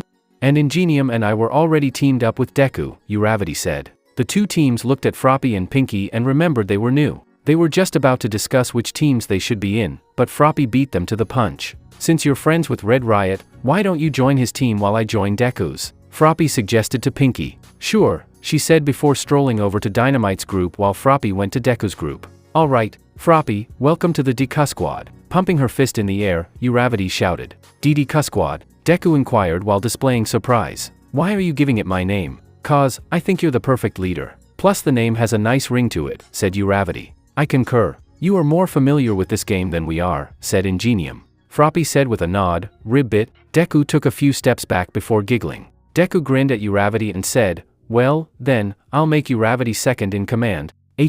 Hey, that's not fair, Uravity remonstrated. What about my vote? Too late, no takes back, he remarked, before looking to Froppy and Ingenium for their thoughts. Uravity turned to see them nodding and with a thumbs up. Dang it, Deku, she said with an angry pout on her face while Deku simply grinned. Dynamite, who was watching everything, couldn't help but be jealous. Well then, we're called the Baku Squad, he said with a proud smirk. Why Baku Squad? Red Riot asked confused. Dynamite said, having a hard time answering. He totally forgot about the rule of not revealing their real name and personal info to other people. Deku, who knows about him, quickly came up with a save. Oh, I get it, Dynamite. It's because Baku means bombs, right? He shouted, trying to get him to catch the message. Like, the bomb squad? Realizing what he was doing, he played along. That's right, we'd be the most destructive party in the game, he said. Got a problem? Well then, can I at least be your second in command? Red Riot asked. Dynamite turned to look at Pinky and Chargebolt, who gave him a thumbs up and a grin. In response, Dynamite turned around. Just don't slow me down, he said as he continued walking, allowing the other to follow behind. Everyone else looked at each other, shrugged their shoulder while smiling. After a few more minutes of walking, the group ended up in front of a big door. This is it, Dynamite said before turning to look at the group. If you extras wanna back out, do it. Well, if you're actually suggesting it, Chargebolt said before having his mouth wrapped by a long tongue. Good, Dynamite said. Once Froppy unwrapped her tongue, Chargebolt went to his knees while holding his mouth. He mentally yelled, "Does this frog chick know that her tongue was wrapped around my mouth?" Everyone entered the building one by one. The door behind them closed as they were doing it. With tears in his eyes, Chargebolt cried, "So much for backing out now." Similar to floor 1, the room abruptly became brighter. Okay, who goes first again? Pinky said, a little freaked out. Dynamite exclaimed, "Of course, we are, Raccoon Eyes," as blue pixels sprung up from the earth. From those pixels, Nato the Colonel Taurus appeared out of nowhere with a ginormous hammer in hand. I take it back. I want to back out now. Chargebolt cried out in alarm. Instead, Dynamite simply grinned menacingly at Nato. Suck it up and shock for brains. This boss is so dead, Dynamite stated as he sprinted in the direction of the fight. Yo, Dynabro, wait up, Red Riot said, running after him. Red, wait for me, Pinky yelled as she ran after him too. Chargebolt scanned the area before shouting. He yelled, "Damn it all," as he hurried after them. Deku and the rest were left on the sidelines as the four of them ran straight for the boss. You think they'll be okay? Uravity asked Deku, who stood beside her with his hands crossed. Yeah, I believe in them, he said, watching his childhood bully run towards the boss. Remember extras, the nerd said his weakness is his horn. We just need to watch out for his numbing attack, Dynamite said. As on cue, Nato raised his hammer into the air, causing the surface to begin glowing with a brilliant yellow circle. Now, jump back, Dynamite shouted. Doing what he said, everyone jumped backward as Nato slammed his hammer to the ground, causing sparking tendrils to extend from the impact point. Phew, if we were hit by that we would have been paralyzed, Red Riot said, landing back on the ground to his feet like the others, besides Chargebolt, who fell on his butt. Then why don't we give old Bullhead a piece of his own medicine? Chargebolt said as he got up and ran straight for the boss. Chargebolt, what are you doing? Pinky shouted. I have no friggin' idea, he whined before sliding underneath Nato's legs as it tried to hit him with its hammer. Chargebolt jumped onto his back behind him and held its horns before charging up his quirk. After a bit of leveling up, I was able to unlock this new skill, he shouted before releasing a move to cause so much electricity to be released on Nato, causing the beast to scream. Super move, indiscriminate shock, 1.3 million volts. Everyone watched in amazement as Chargebolt shocked the boss as if it was being struck by lightning. What was even more amazing was that one attack caused one of the boss's HP bars began to go down super fast. Wasn't that guy just a coward a second ago? Dynamite asked himself, surprised but still impressed. Guess he turned his fear into courage, Red Riot said, smiling impressed. That's a man right there. If he does more, he might actually be an actual ladies' man, Pinky said, agreeing. As the electricity dissipated, Chargebolt fell backward to the ground motionless. Everyone stared as smoke rose from him like he was cooked. Go, get him, guys, Chargebolt said in a tried state as he fell to the ground, exhausted and friend. Nato was left stunned in place with 1.5 of his HP down. You know we will, Dynamite said as he looked at the beast. Raccoon Eyes. Shithead, go! They exchanged glances, nodded, and then sprinted in the direction of the boss. Running gave Red Riot a thought. Pinky, remember when you performed the pyramid at one of your tryouts? Red Riot questioned next to her. Why are you only now bringing that up? I messed that up by falling because one of the girls who was supposed to help me up, she said in a perplexed tone, blushing at the memory. Red Riot ran in front of her and put his hands together, giving her the response she was looking for. Well, I'm not one of those girls, am I? He said with a smile. When Pinky saw what he was doing, she went directly in his direction. She leaped onto his hand and he lifted her high into the air thanks to his hardening. She fired a lot of acid at Nato, yelling, "Take this, you monster," as the creature roared in agony despite being dazed. Nato was able to move once another half of its HP was gone. "Dynamite, pull off that maneuver," Red Riot yelled, which made Deku curious. When Dynamite glared at it even more evilly, he received his response. "All right, it's on," he yelled as he launched himself into the air using his blasts. He then started launching himself in a circular manner to generate a tornado utilizing explosions. "You'd better clench your jaw during your free time," he said as he got closer to Nato. "Howitzer impact." He then let loose a fueled explosion in Nato's direction. Everyone in the Deku squad, including Deku, gazed in awe at that devastating attack. With wide eyes, Uravity exclaimed, "Deku, that attack was just as destructive as the blow you threw at Ilfong on floor 1. She was witnessing Nato's HP deplete completely. Deku nodded and thought to himself, amazed, "That's Kakin for you." The Deku squad prepared when Nato vanished since they knew the appearance of the next boss was imminent. "Get out of the way, Dynamite. The next boss is on the way." Seeing the floor start to light up, Deku yelled, "Don't tell me what to do, you damn nerd." Dynamite shouted, dragging a passed-out charge bolt with Red Riot and Pinky behind him. Once they were out of the way, the next boss, Baron the General Taurus, came out from the ground with 3 HP bars. "All right, let's go, Deku squad," Deku said as he stood in place and channeled his quirk throughout his body just like he did the night before in the kitchen. "One for all, full cowling." Everyone watched in amazement as red lines crawled up his body before it began emitting blue sparks of lightning. Like a flash, he ran at super speed towards the boss. "Deku, since when can you do that?" Uravity asked, both surprised and amazed by how he was glowing. "Since last night," Froppy said as she followed suit behind him on all fours. "Last night? Deku, what haven't you been telling me?" Uravity said with a blushing face as she ran following them at the thought of him being alone with another girl. "I see you are now fast, my friend. I'm honored to assist you," Ingenium said as the engines on his legs began to puff up smoke like the exhaust pipe of a car. As he placed on his helmet, he got into a running position before running at an incredible speed that matches Deku. As they ran, Deku had a feeling that Baron would raise his hammer and do the same attack pattern Nato did, except more powerful. Just as he foresaw, both he and Ingenium leaped into the air at the last second before Baron slammed his hammer to the ground. Taking this chance, they landed on his hammer and rushed up the handle up to his head. "Okay, let's do this. A 5% Detroit smash," he shouted as he clenched his fist and struck one of Baron's horns, causing one of his HP bars to drop by half. Ingenium then came in with his own skill. "Recipro burst," Ingenium yelled as the engines on his legs exploded with explosive force, propelling him toward the monster's horn with a forceful kick. Deku realized it was time to move on to the next phase of their attack with only 2 HP bars remaining on the boss. He observed a pile of debris where Baron's hammer had struck when he turned to look at it. "I knew it," he said to himself before looking at the 2 main girls of their squad. Uravity, Froppy, now. When the time was right, Uravity leaped and touched the spot where Nato had slammed his hammer, causing the debris that was made to all float into the air. Using her froggy feet, Froppy jumped into the air and used her tongue to slap the debris towards Baron like shooting missiles. "Combo move, Meteor Fafrotskis," they both shouted as the rubble began inflicting damage on the boss. "Whoa, now that's badass," Charge Bolt said, recovering from the overuse of his quirk as he watched the HP bar go down. "Yeah, and with that power, Deku's really holding himself out," Red Riot said as he remembered on floor 1 when one attack cost most of his HP. Dynamite only made a TCH sound trying to hide how impressed he was. "Okay, 1 HP bar to go," Deku shouted in confidence as only the HP bar at the bottom was visible. All of a sudden, Nato let out an awful howl that terrified mostly everyone. A larger circle that nearly filled the entire room appeared on the floor as soon as he raised his hammer. Deku's eyes widened, I fear, knowing full well what it was. "Oh shit, everyone run!"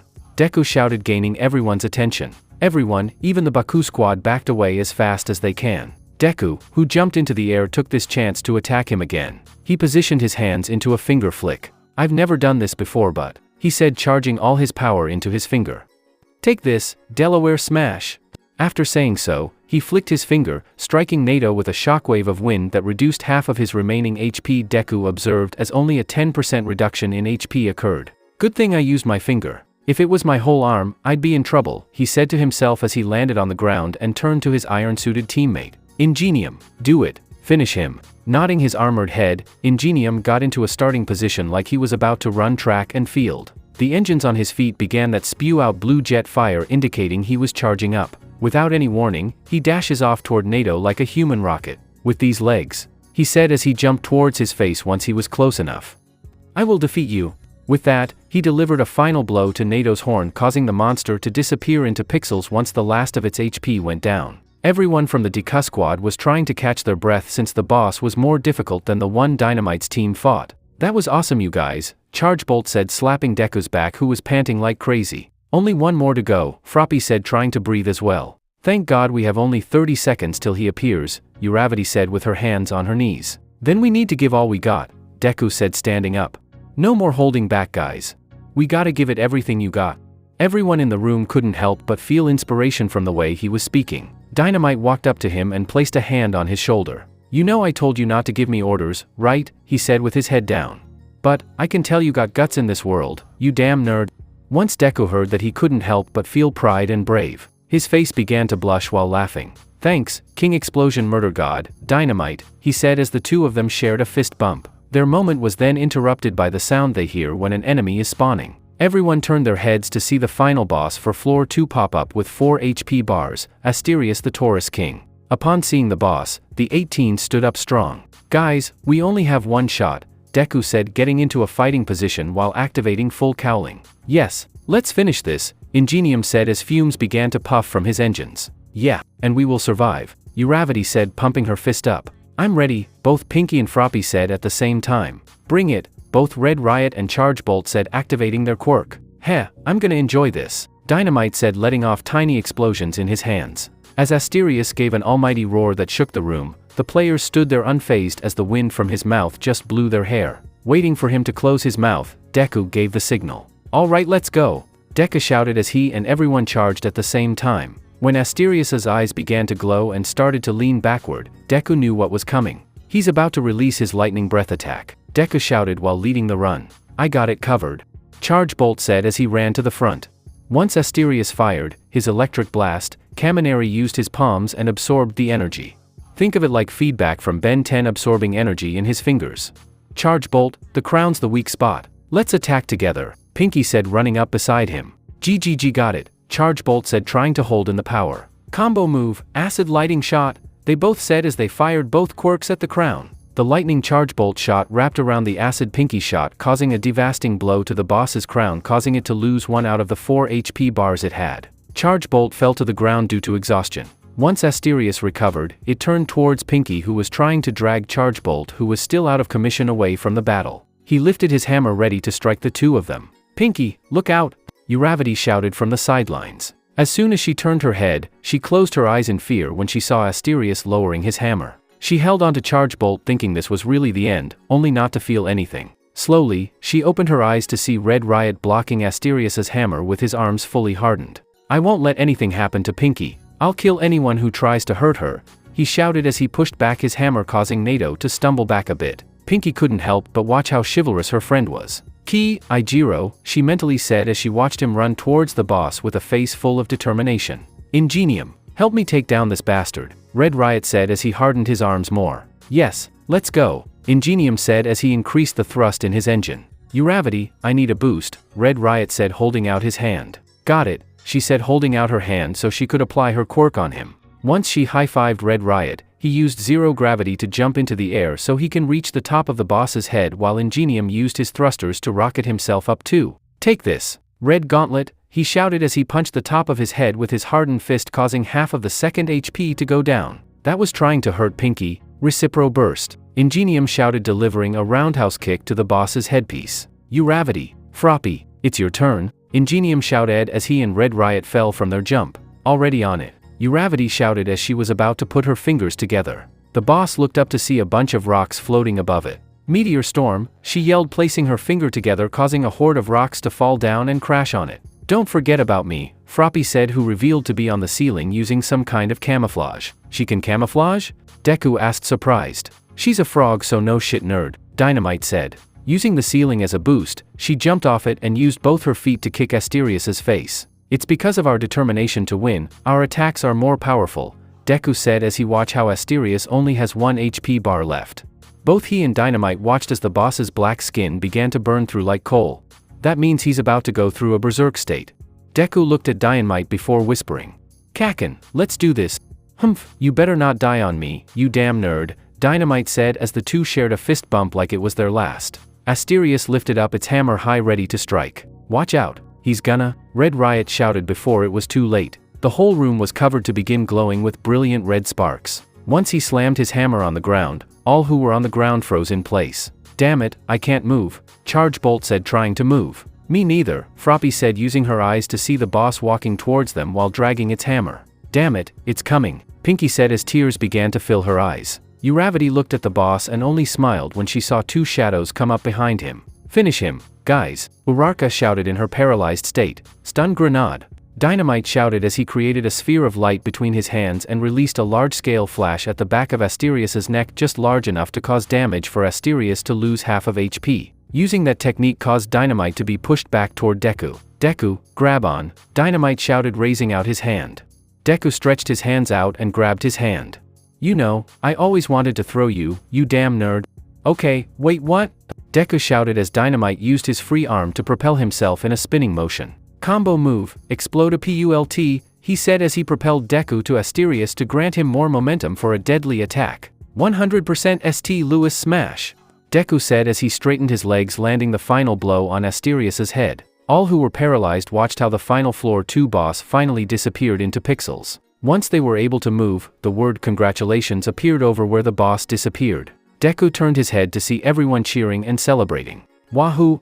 We're alive!" Charge Bolt shouted as he lay down on the ground and breathed in relief. "You could say we were lucky to be alive," Froppy said. "Can't you just let me have this moment to breathe?"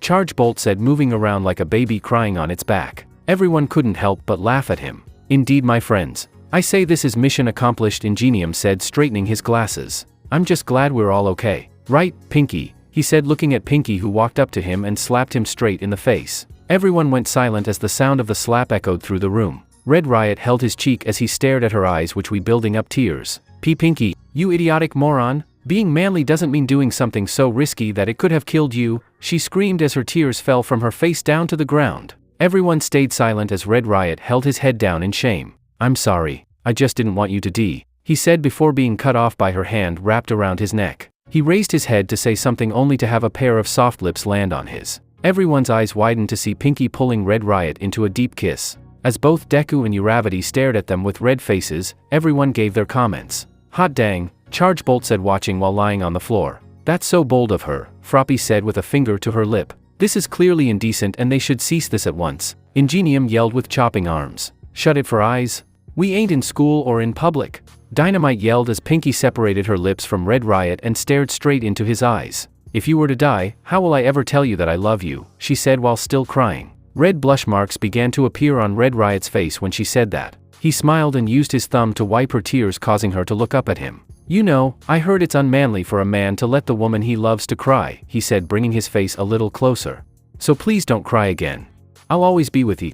Mina couldn't help but smile and bury her face in his chest. "I love you," she whispered. "I love you too," he whispered back.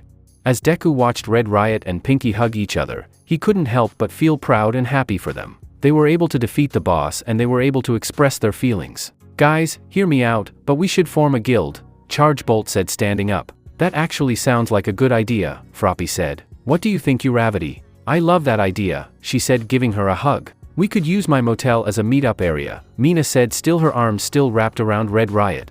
"I like it, Pinks," Red Riot said, holding on to his new girlfriend. "Yo Dynabro, you can be our main muscle." "Hey, who said I wanted to be a part of a team?" Bakugo yelled back, to which Deku couldn't help but chuckle quietly. While the two argued back and forth, he held his head down. "A guild? I've never been invited to one before," he thought, looking at my comrades. He chose to be a solar player because he was used to being alone. But they were all talking like they knew each other for a long time. They were talking like we were friends. "Friends, huh? Hey Deku, what do you think?" Uravity said, snapping him out of his trance. He looked around to see everyone staring at him like they were waiting for him to answer a question. "Wait, what?" I asked, confused. "We were thinking you should be the leader of our guild," Uravity said to him. His eyes widened as he looked around to see everyone, besides Dynamite, smiling while nodding their heads. "And me? Why me?" I asked. "That's what I want to know," he heard Dynamite mutter under his breath. "Why not you, dude? You're an awesome leader," Charge Bolt said, putting his fist on his chest. And it was your strategic mind that helped us get through this fight alive, Ingenium said, placing his hand on his shoulder. You also got a creative mind, Deku.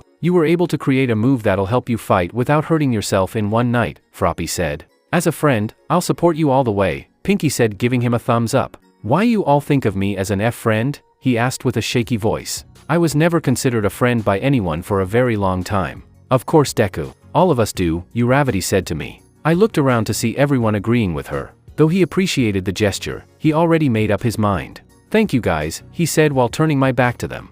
But, I can't be a leader. And, I can't be in the guild. What? Everyone asked at the same time. In the beginning, I had a reason for going solo and I'm still following that reason. So, I'm sorry guys, Deku said as he began walking. Suddenly, he felt something holding the back of his costume. He turned to see Uravity pulling on his mask. Deku, please, just stay with us. You don't have to be alone anymore, she said in a low voice. As Deku stared into those brown eyes of hers, he could tell she really wanted him to stay with them. All he did was smile and gently took her hand off my hoodie. He then opened up his menu and selected the friend request option. Suddenly, everyone's menu popped up with that accept friend request option. Friend request? Uravity asked him. If you ever need me, just call, okay? I said in a gentle voice. The others looked at each other with unsure faces before nodding simultaneously. One by one they pressed accept on their menus. The only ones who hadn't pressed acceptance were Dynamite and Uravity. TCH, this doesn't count us as friends, you damn nerd. With that super strength of yours, I only see you as a rival now. So you better accept my challenge request whenever I send it to you, got it? Dynamite shouted. Deku couldn't help but laugh, which kinda ticked him off. Okay, I'll be there anytime, anywhere, I said. Once Dynamite hit accept, he turned to Uravity, who still hadn't pressed it. Uravity, you'll stay alive, right? She asked. I mean, I know we just met not that long ago, but... I cut her off by placing a hand on her head. Remember what I told you on the day we defeated the Floor 1 boss, he said to her. I told you that can become powerful here on your own. And if the day comes when someone you trust invites you to join a guild or a party, please don't turn it down, because there are limits to what a solo player can do. Now you can do that. She turned to look at everyone, who either waved, gave a thumbs up, or looked away grumpily. She looked back at him and sighed. Be careful, Deku, she said as she pressed the acceptance button. He then nodded before turning around to the warp gate. Before he opened it, he turned around to look at everyone, who just gave him a supporting smile. He gave them one more smile before opening the gate and walking through, disappearing from their sight. That's it, guys. Thanks for watching and supporting us. See you in the next part.